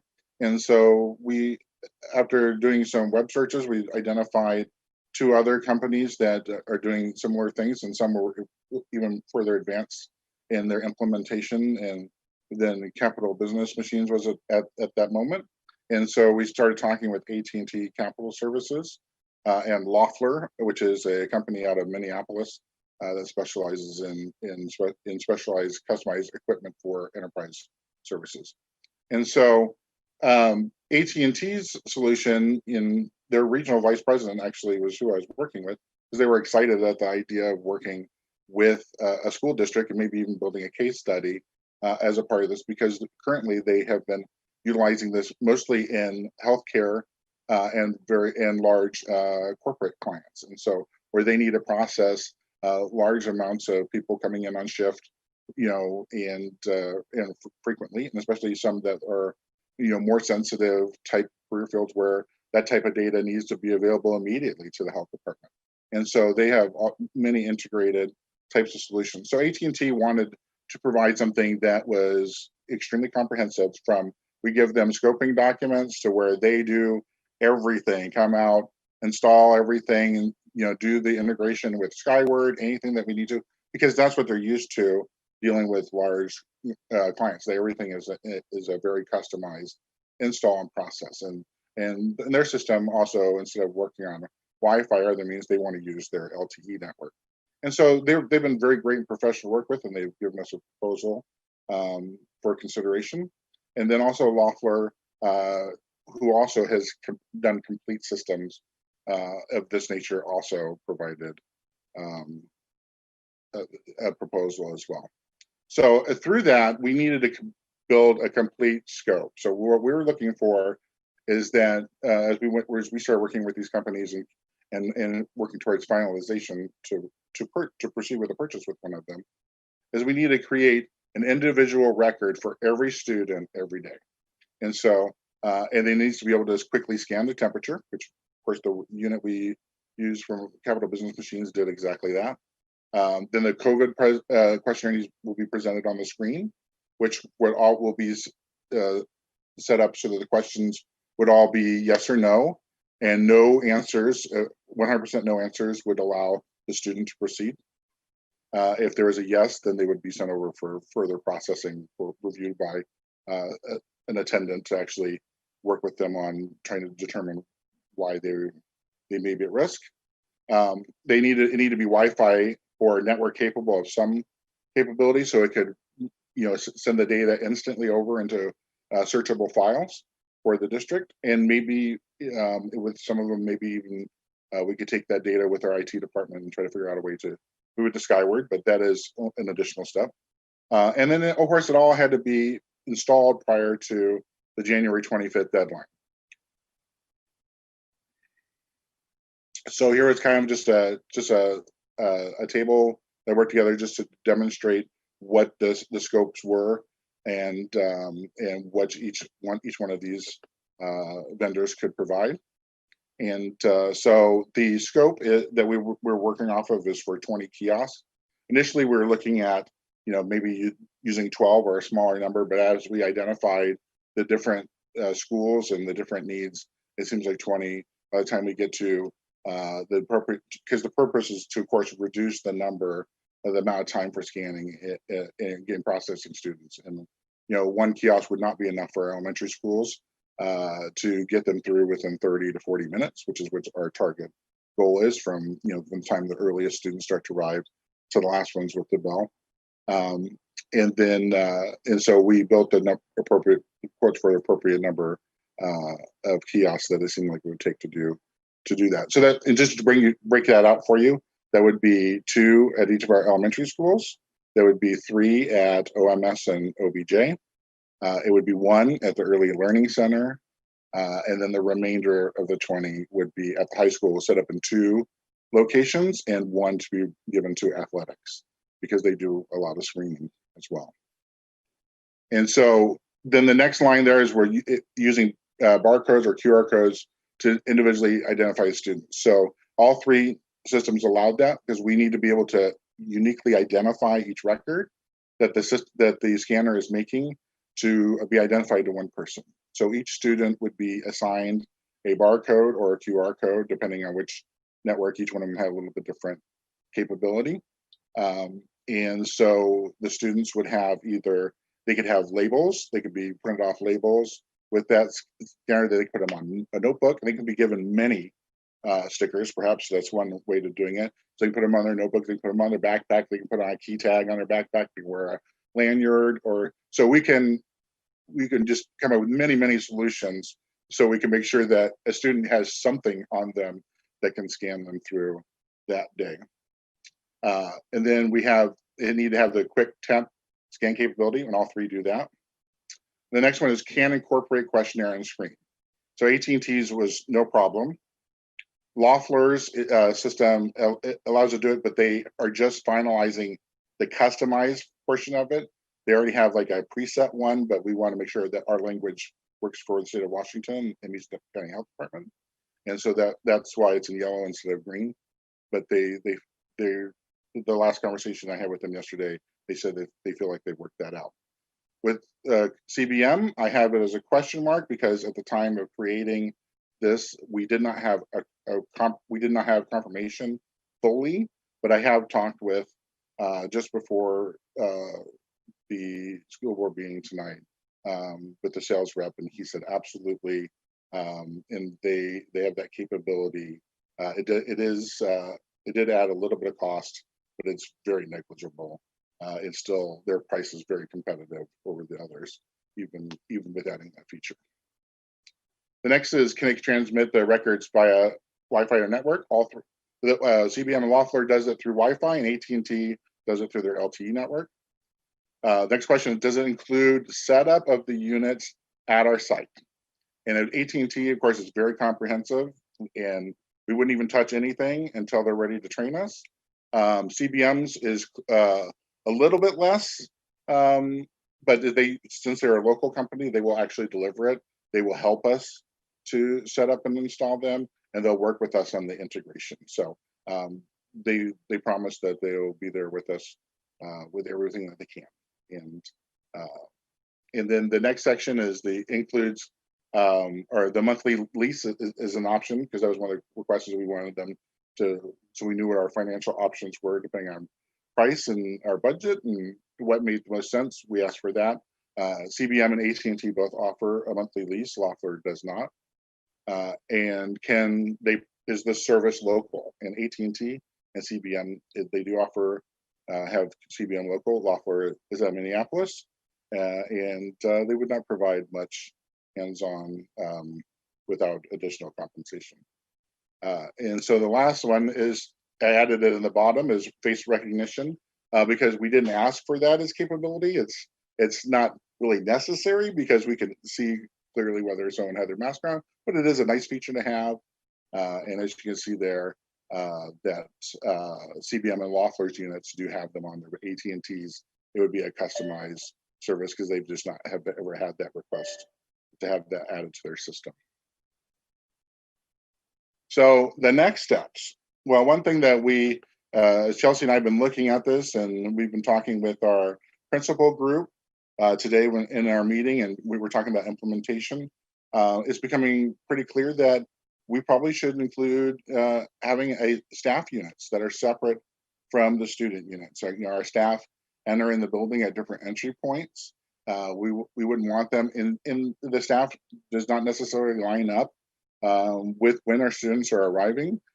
Sometimes there's overlap and things that are going on. And so having, trying to, we couldn't have, staff standing in line with students.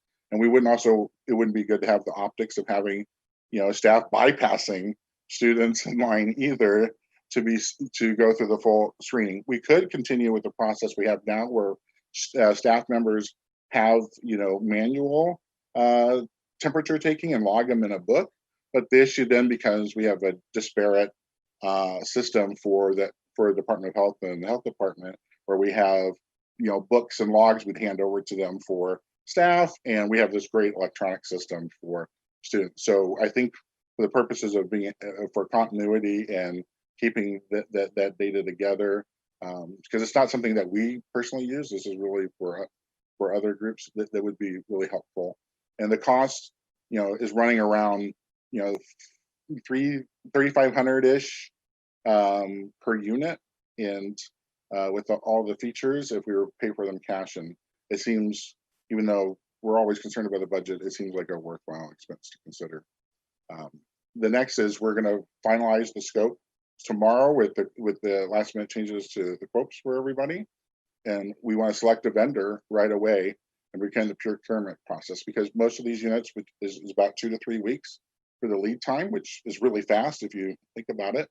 But that would bring us into right around the first week of January for them to be delivered, and then they have to be configured specifically for our schools and our questionnaires and our network, and be installed. And we would like to be able to train in advance of January 25th. So we're really down to making a selection this week. And so, there is another option too, as I was talking with Capital Business Machines this evening, that we could, if it made sense, do a stage rolled out. They can meet all of our unit counts and make the delivery without problem. But if it makes more sense for us to, since we're starting with just the elementary schools, to start with the elementary schools, get them implemented, tested, verified, then proceed with the next order and the next order and the next order, that's an option. And that could be also helpful to our cash flow, perhaps. So that is something to consider. And with that, we stand for questions.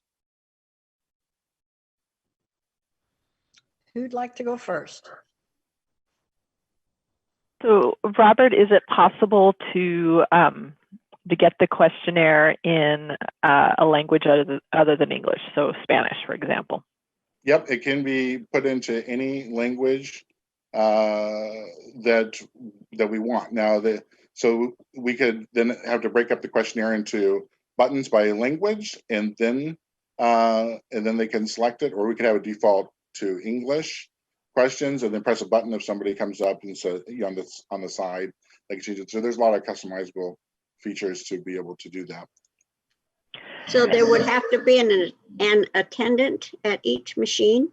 That's correct. Especially at the elementary age, we've identified that there would have to be an attendant at every machine. It's possible with older ages, perhaps after we see how it runs, that we might be able to have one attendant per 2 machines, but we'll have to really see how it flows.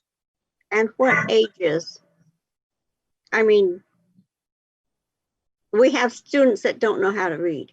Yeah, absolutely. So we've thought about that. And so we would have is with our younger students or students that didn't have the capability for whatever reason to be able to do that because of language barriers or because of you know, faculty and capability, they would be given a questionnaire form that their parents would fill out and send with them every day. It just has the checks through, and they walk up with that up to the line. So the attendant can easily see the checks.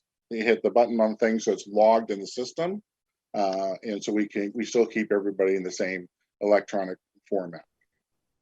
And you mentioned very briefly a cost of $3,500 a unit. What does that mean? So for the Loeffler unit and the Capital Business Machine are roughly $3,500 purchase cost for the units. And so that's for, and there's a couple of different options and things to add on to modify that by just using that as background. So that's the cost for it to be manufactured, delivered, installed, and customized for our system to do the functions that we talked about in the slideshow. And Robert, just to go back here for a minute, Sally, with your question about screening, you know, we're in the phases of really planning this with the other building principals and with, you know, our district leadership. But some of the things we were talking about just in a meeting today when Robert was updating us on, you know, what he found out from the different companies is we would be training our families beforehand about this system and how it works and what those screening questions are. You know, Robert mentioned today we could put out videos showing what this process looks like. Our teachers would be, you know, teaching those questions to the kids. I can tell you from my own experience, just our kids that come through now, those questions are quick, you know, because they do them every single day. So I think that the initial rollout, we're going to do a lot of, you know, getting ready for with our community and our families and teaching with our students. So, you know, Robert mentioned we'll have extra staff available as we get this rolling, and then it'll become easier and easier. Yeah, and it's Now, not. what is the training cost? The training is included in the cost for the extent to which they provide training. So we're going to. But what's the real training cost? Because this would be extra training time for our staff that isn't already in their contracts. I don't think that there would necessarily need to be. Are you talking about specifically for screening, or? You're saying we would train staff to do this? So what I meant by that is we'd be training our community. So Robert mentioned today we could put together some videos that we'd be pushing out. We could put together, you know, we're going to be doing our community forums in early January, helping them to understand what the process looks like and those specific questions that are going to be asked of our families. We actually talked about training today with our staff, and our staff have been going through the screening process. I don't think there's going to be additional training that will need to be done outside of our regular hours with staff. Not even as we bring more students in?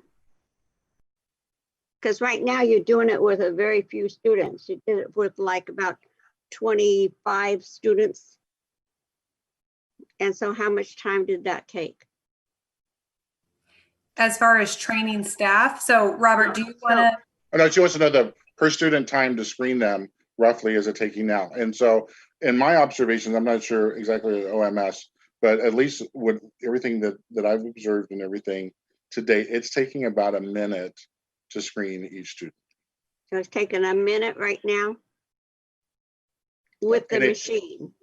And the machine Or- should get that down to about, well, the ones that can be processed immediately by the machine and don't need secondary screening for any reason, that should take about 20 seconds, in total. So there's a significant increase, and that actually with time will actually get faster and faster as students start to learn in the whole process, and people show up with the right form and with their scan code, because that's really will slow things down. The first is people learning how to, oh, I forgot my scan code today, in the 30 places that they have it. And so there'll be it won't be perfect on day one, but it will get better and better day and weekly. That should be a quick learning curve because they do that with their lunches. But okay, back to the 3,500 a unit. That's a purchase price?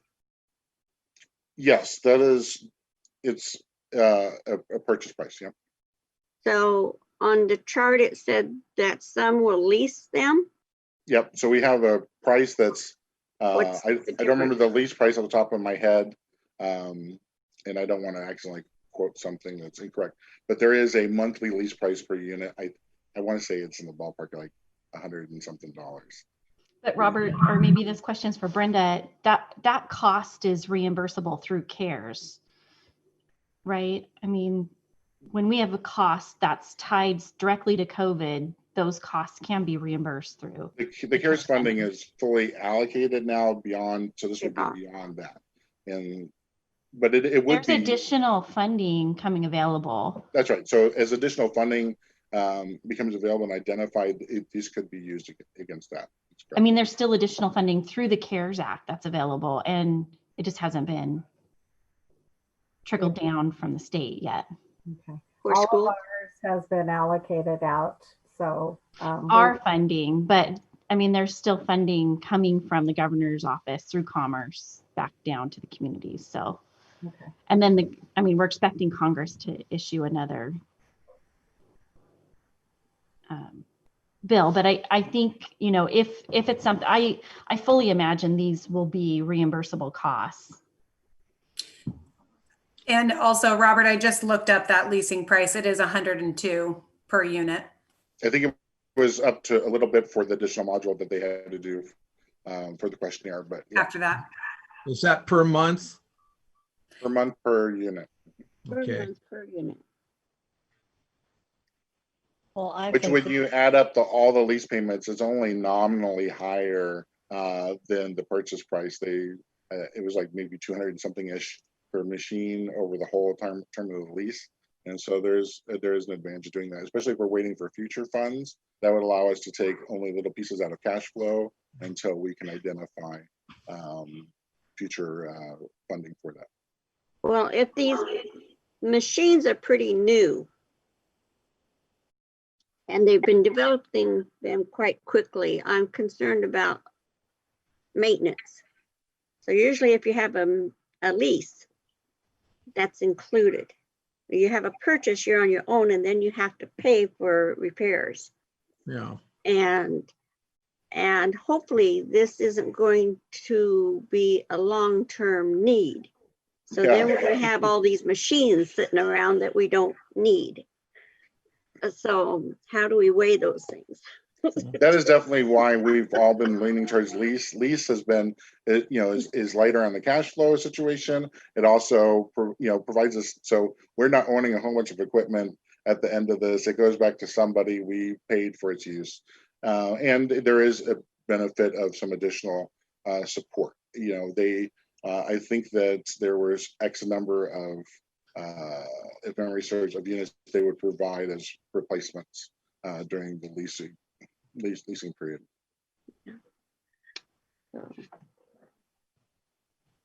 I have a question regarding the adjustability of height.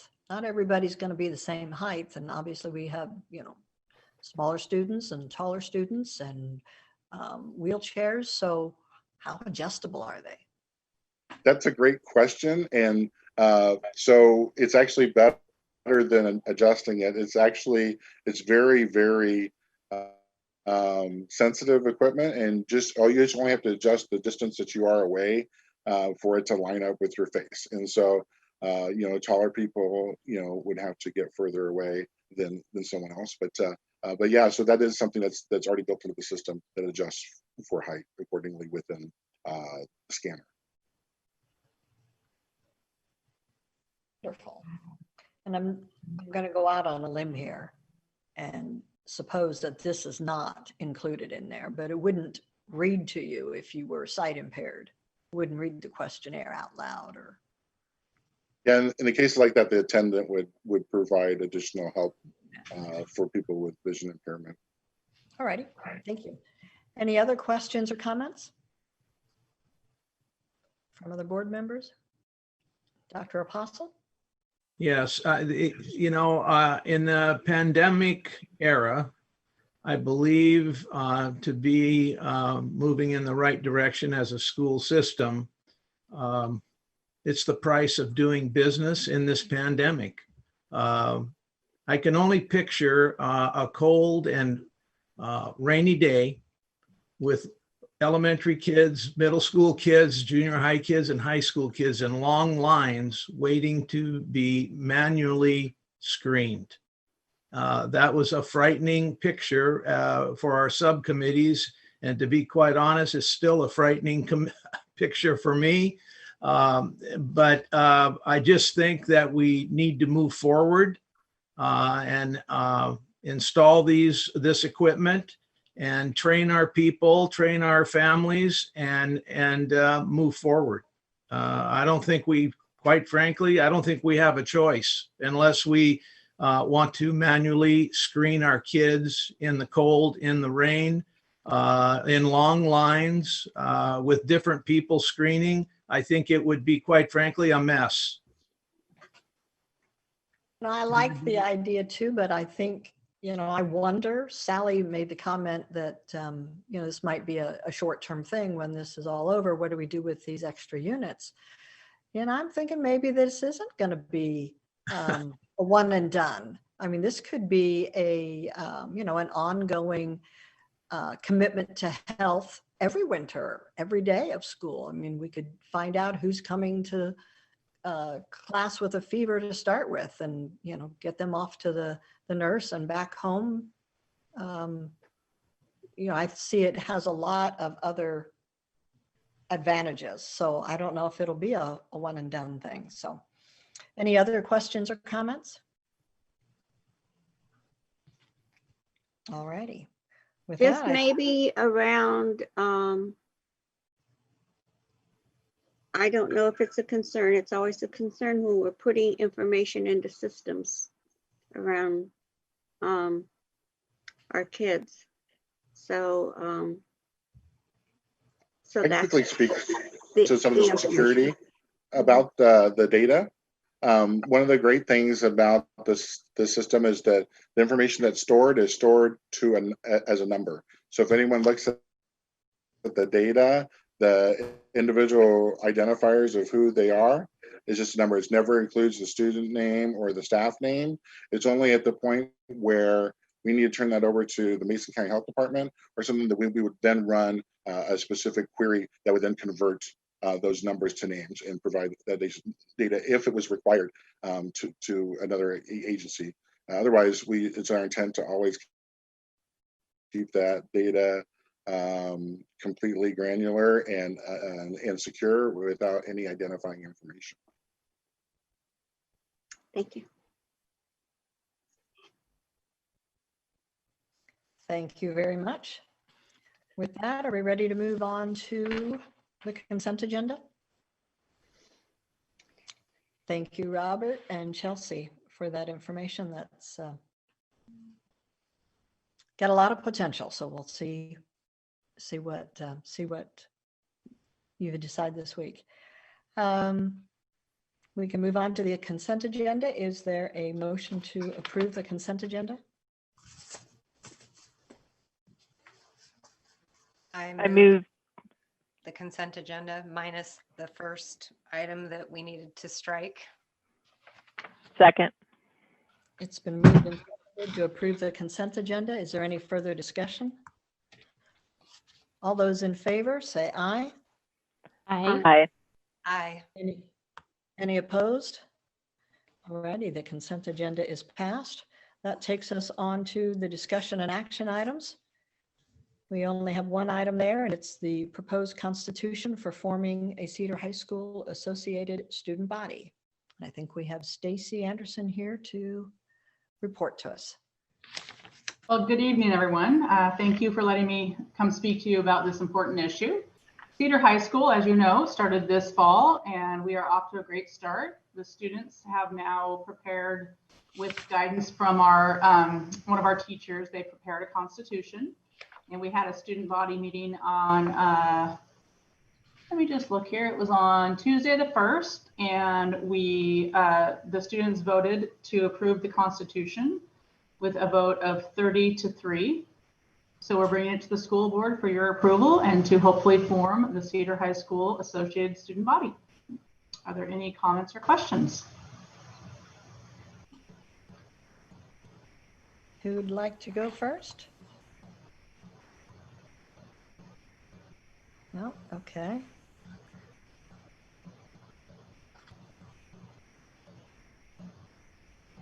I had just a couple of questions. Look at my notes here.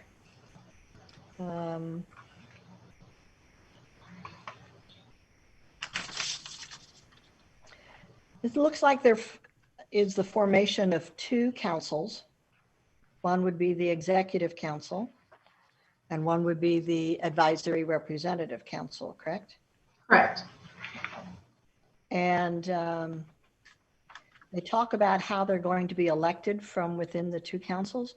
One talks about advisory class, one talks about class period. Are we talking one and the same, or is that class in the sense of freshman, junior, senior, sophomore? Great question, Sandy. We don't have a very large student body, so when we're talking about the representatives for the council, that would be from each advisory class. Right now we have 7 advisories. Now 3 of those advisories are 9th, 10th combined advisories, 2 of them are 11th grade advisories, and we have 2 12th grade advisories. So there would actually be 3 9th or 10th graders, 2 11th graders, and 2 12th graders on the representative council. 3, 3, 2, and 2? Right. Okay. Well, 3 combined 9th and 10th, because that's our smallest population, so they have advisories altogether. Okay. Ah, that's how we get to 7. Got it. Okay. Yeah, and this leaves us open to have it modified in the future in terms of if we have a larger senior class and there would be more senior advisories, they would have more representation in that way. It's sort of like, I guess, the House of Representatives in a way. All righty. Under section 3, it talks about if a representative misses X number of meetings in X amount of time, they'll have the opportunity to meet the responsibilities of their position. And if they don't show improvement within that time, is that time defined somewhere, or is that going to be defined by the student council as part of their process? Yeah, that's a great catch. Usually we give them usually a lot of this was developed based upon the choice constitution. So we would usually give them the next period of time. So it would be another 6 weeks that they would have the ability. So we're really looking at grading periods, and we look at things in the grading period too. For students that are, for example, not attending class at all, not participating in their schooling, that's something where sometimes other students have actually voted them out of their position if they're not willing to be part of the community and the committees and things like that.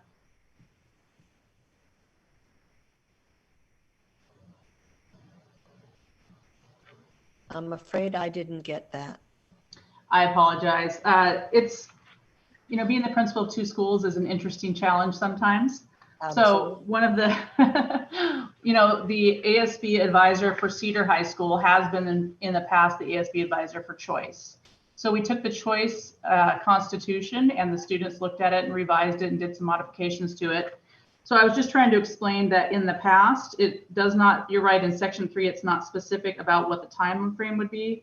It is an additional 6 weeks because our grading period is every 6 weeks. So that's basically the time period we look at how the students are doing, and if they're not showing up for the responsibilities of this position during that time period, that's the time period at which they be relieved of their duties. Any other questions from board members? I guess I have one more. On the last page, it talks also about elections. How do these elections differ from the other elections mentioned earlier in the process? Oh, that is a great question. Let me jump around to that there. Yeah, because one's at the first grading of the spring semester. So that would be like at the end of the year for the upcoming year. And the other one is at the beginning of the current year. Do you have a reference on which page the initial election is being proposed? I'm having trouble finding it in here.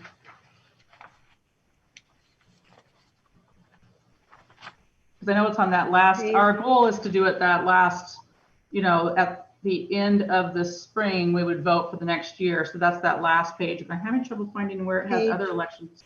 Page 4 has mention of election. Oh, the advisory representatives would not be elected until the second month of the school year. So the actual, the executive council is supposed to be elected in the spring for the following year. And then we wait until the second month of the school year to elect the advisory representatives. If it's unclear in here, I do apologize. Okay. So page 5 mentions the election of the advisory representative councils. That can stand. But then page 4 is the election of the executive council. No, that's also talking to advisory representatives. Yeah, it mentions it in the advisory representatives are mentioned there in the executive council section, which probably should not be in there since they have their own section for Article 6. That's probably an error that we have that first line under section 2 because they really are supposed to be only talking about executive council here. Okay. So I could recommend to the students that we remove that line so that it's more clear, because that is covered later on in the Article 6. I mean, yeah, Article 6. And then we could clarify the information at the very end where it says regular student body elections. I could make that more clear by saying that is when the executive council is elected. So we can clear up that language a little bit if you'd like us to bring it back another time. Okay. And then there's just a few minor grammatical things, some ands where I think it should be an instead of and. Okay. Just a few minor touches like that. Well, thank you for catching those because I didn't. And I mean, used to be an English teacher, so I apologize I didn't catch those. Sometimes when you create the document, you know it too well. Exactly. And we did go through it with the students, but we didn't go through it word for word. So we can certainly get those revisions. And would you like us to resubmit with revisions for the next board meeting? I think so. I think we have time enough for that, correct? So we can certainly do that. You know, the creation of the school ASB is something that as soon as we get that off the ground, we can hold our elections, which we've not been able to do yet for this school year. Okay. So if we could get it done at the next board meeting, that would be great. First meeting in January? Sure. Yeah. Already. I think that is January 12th. So any other questions or comments? All righty. Thank you for that. And we look forward to getting that ASB Constitution finalized and helping Cedar High School get underway. Great. Thank you. All righty. With that, we'll move into the superintendent's report. Can everyone hear me? Yes, we hear you. Yes. Thank you. Well, since this is the only board meeting in December during the holiday month of December, I want to take the opportunity to wish the very best holiday season to our families, parents, our students.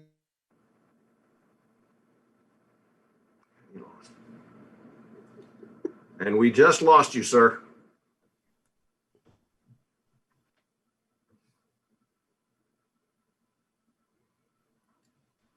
Commend Brenda Trogstad and the tech staff for their sincere efforts to do the very best for our students and staff the past 9 months. It's been difficult, but no one has given up, and they've hit the deck every single day to help us.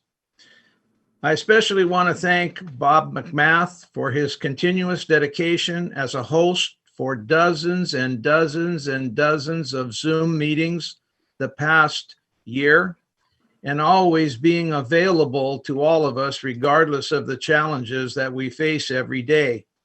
I have a private line myself to Bob McMath, and I really appreciate how he handles situations. He's calm, he's helpful, he's understanding, and he's doing a terrific job.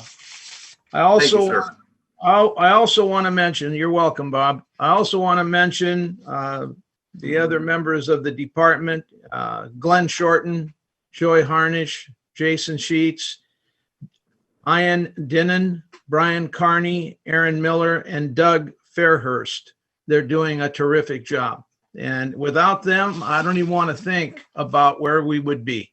So keep up the great job. Thank you.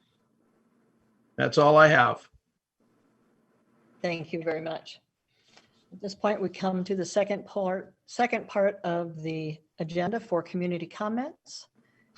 Is there anybody wishing to testify? Do we see anybody raising their hand, host? No, ma'am, not at this moment. Okay. I'm going to go ahead and move on because I don't think we've seen people joining the meeting during progress. So I'm going to assume we don't have any community comments. If I'm wrong, I'll stand corrected here shortly. With that, we'll move on to board member comments. We'll go ahead and start with Sally Carr. So I just wanted to take a moment to thank everyone for the year. Like Alex was saying earlier, this has been an unusual year, and a lot of people, our staff and our students and our family have gone above and beyond. And the really nice thing is we're seeing these department plans that people are bringing. We're seeing that staff and teachers and students are finding ways to do things regardless of how strange everything is and unusual and with all the challenges we're facing. And not only are we doing things, but we're doing things well. And that's sort of exciting. So I hope as we continue forward that like someone was saying earlier, that we take some of these lessons that we've learned. So I want to wish everyone a happy holidays, and everyone has earned a much deserved rest. So I hope everyone takes some time to enjoy family and take a break. So that's all for me. Thank you very much. The other Sally?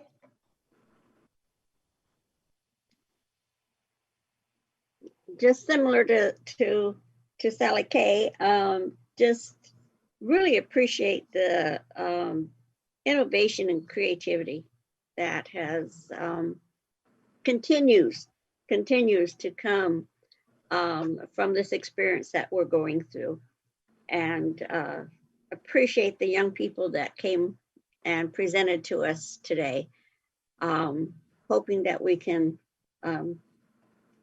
continue our support with them and for them, as well as all of the other activities that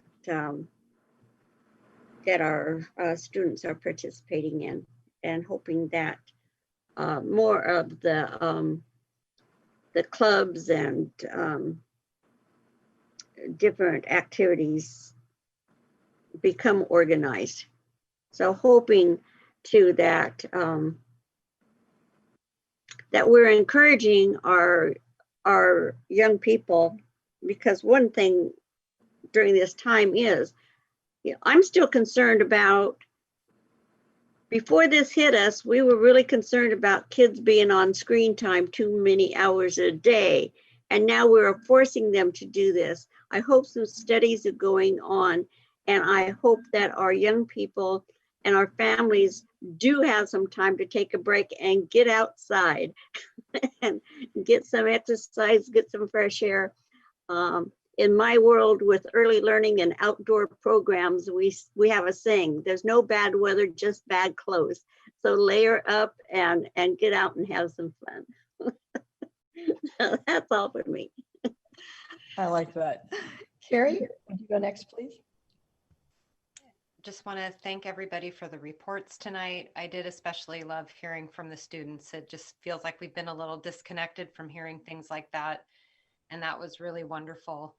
I had the opportunity over last week and this week to connect with a couple of my children's teachers as they reached out. Each school, I think, is reaching out at different times to ask parents about, you know, the going back to school plans. And it, you know, it's always eye-opening to me. I know probably, you know, more than some how hard everybody's working, but then when you're one-on-one with one of your teachers on the phone and they're telling you how much they worry about every kid in their class and how much they're staying up, you know, late every night to make sure that the content that they're bringing is engaging and that they're, you know, trying to find different ways to engage with the kids.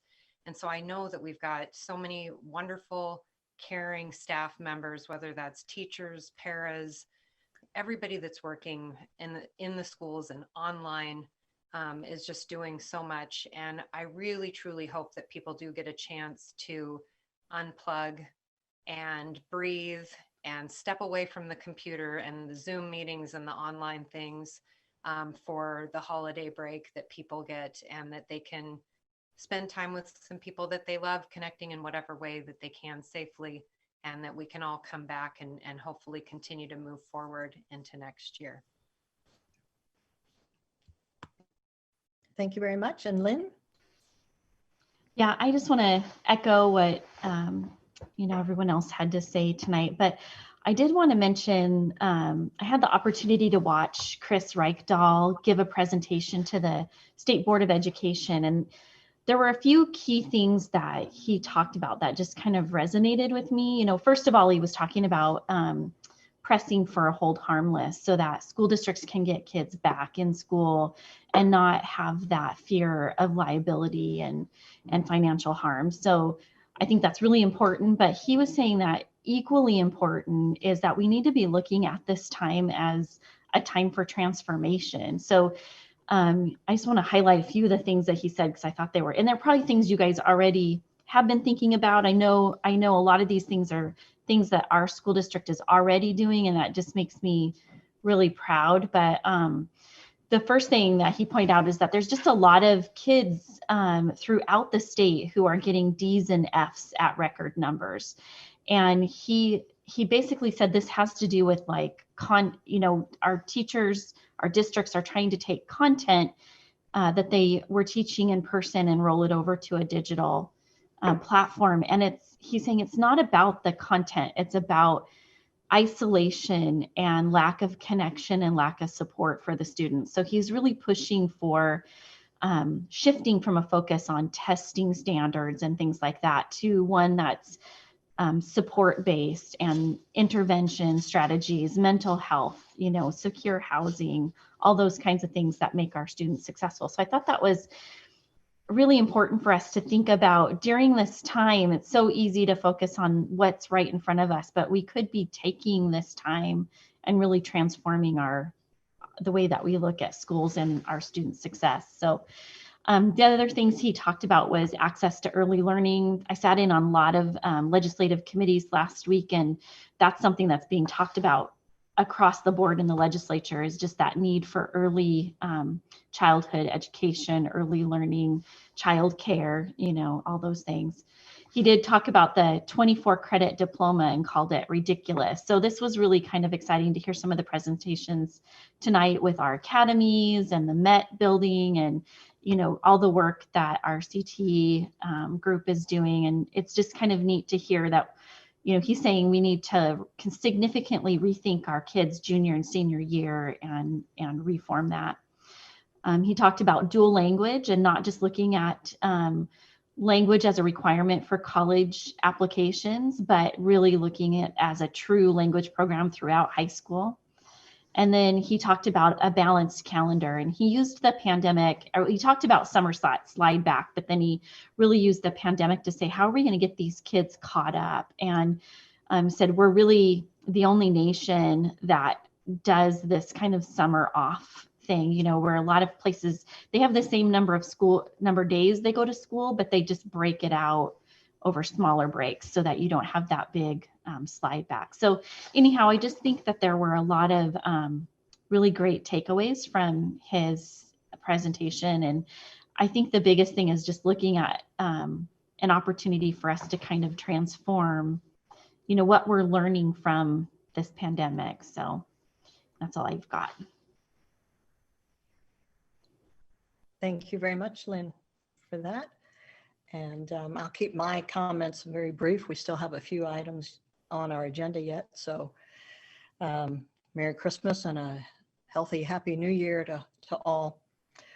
With that, and a big thank you to the staff, families, community, students, everybody for your patience and contributions in getting us to this point. So with that, we'll move on to the annual reorganization of the board. During non-election years, the regular first meeting in December is the annual reorganization of the board. And that is a time to rotate the duties and responsibilities amongst the board members. We will be electing a chairman and a vice chairman. Each position is a one-year term, and newly appointed board members are not eligible for election to either of those positions at this time. Per the board policy 1210. So at this time, were there any questions before we start?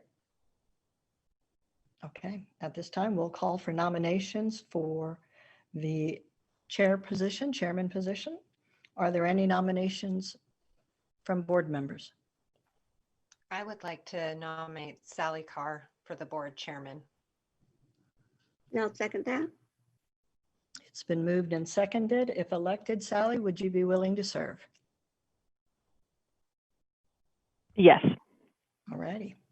It's been moved and seconded per the board policy. The election is a roll call vote.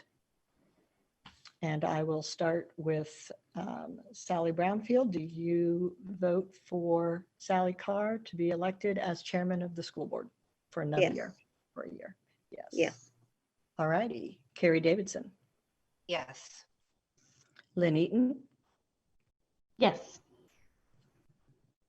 Sandy Tarzwell. Yes. Sally Carr. Yes.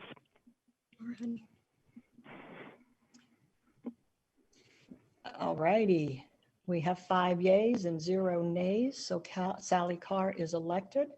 You have to forgive me, even though I had it in my notes here. I did not call for nominations 3 times from the group. We can go back and redo that small point of order. Are there any other nominations? And so for a second call, are there any other nominations? And a third call, are there any other nominations? So moving to a vote, we'll go ahead and do the roll call vote a second time to make it formal. Sally Brownfield. Yes. Carrie Davidson. Carrie, can you hear us? Yes, I said yes. Sorry, everything froze up for a minute. Lynn Eaton. Yes. Sandy Tarzwell. Yes. Sally Carr. Yes. Yes. We've now elected you twice. You've done it properly. So at this point in time, I will turn over the office to the new chairman, and I would say it's with great pleasure that I turn over the duties and responsibilities of the position as chair of the board to Sally Carr. With her talents and interests, I'm confident she will continue guiding us toward our vision, our mission, and our goals, and for the benefit of all Shelton students. So there you go, Sally. You are now the chairman.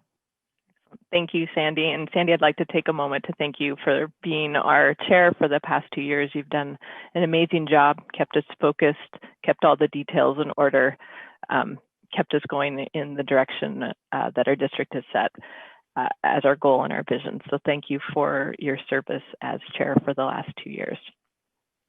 All right. Go ahead. Just said it was an honor. All right, so we will move on to item 10.02, election of a vice chair. Are there any nominations for the position of vice chairman? I would like to nominate Sally Brownfield as vice chairman. All right, we have a nomination of Sally Brownfield as vice chair. If you are elected to this position, Sally, would you be willing to serve?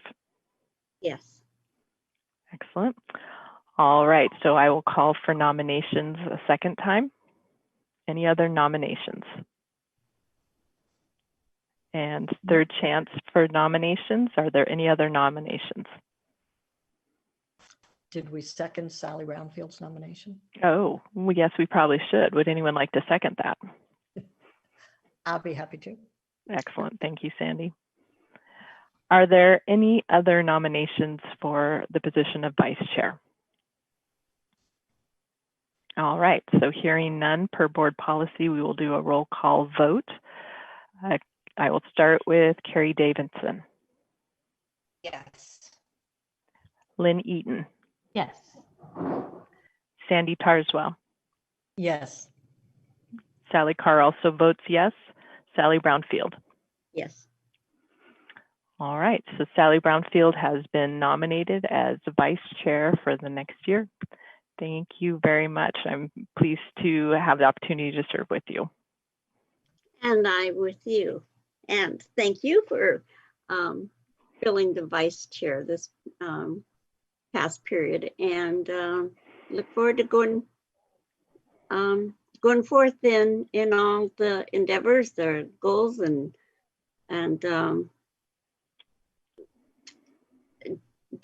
you know, we just have a good board that really works well together, and we're all on the same page of wanting this to be the best district ever for all of our kids. And so it's exciting to be a part of this.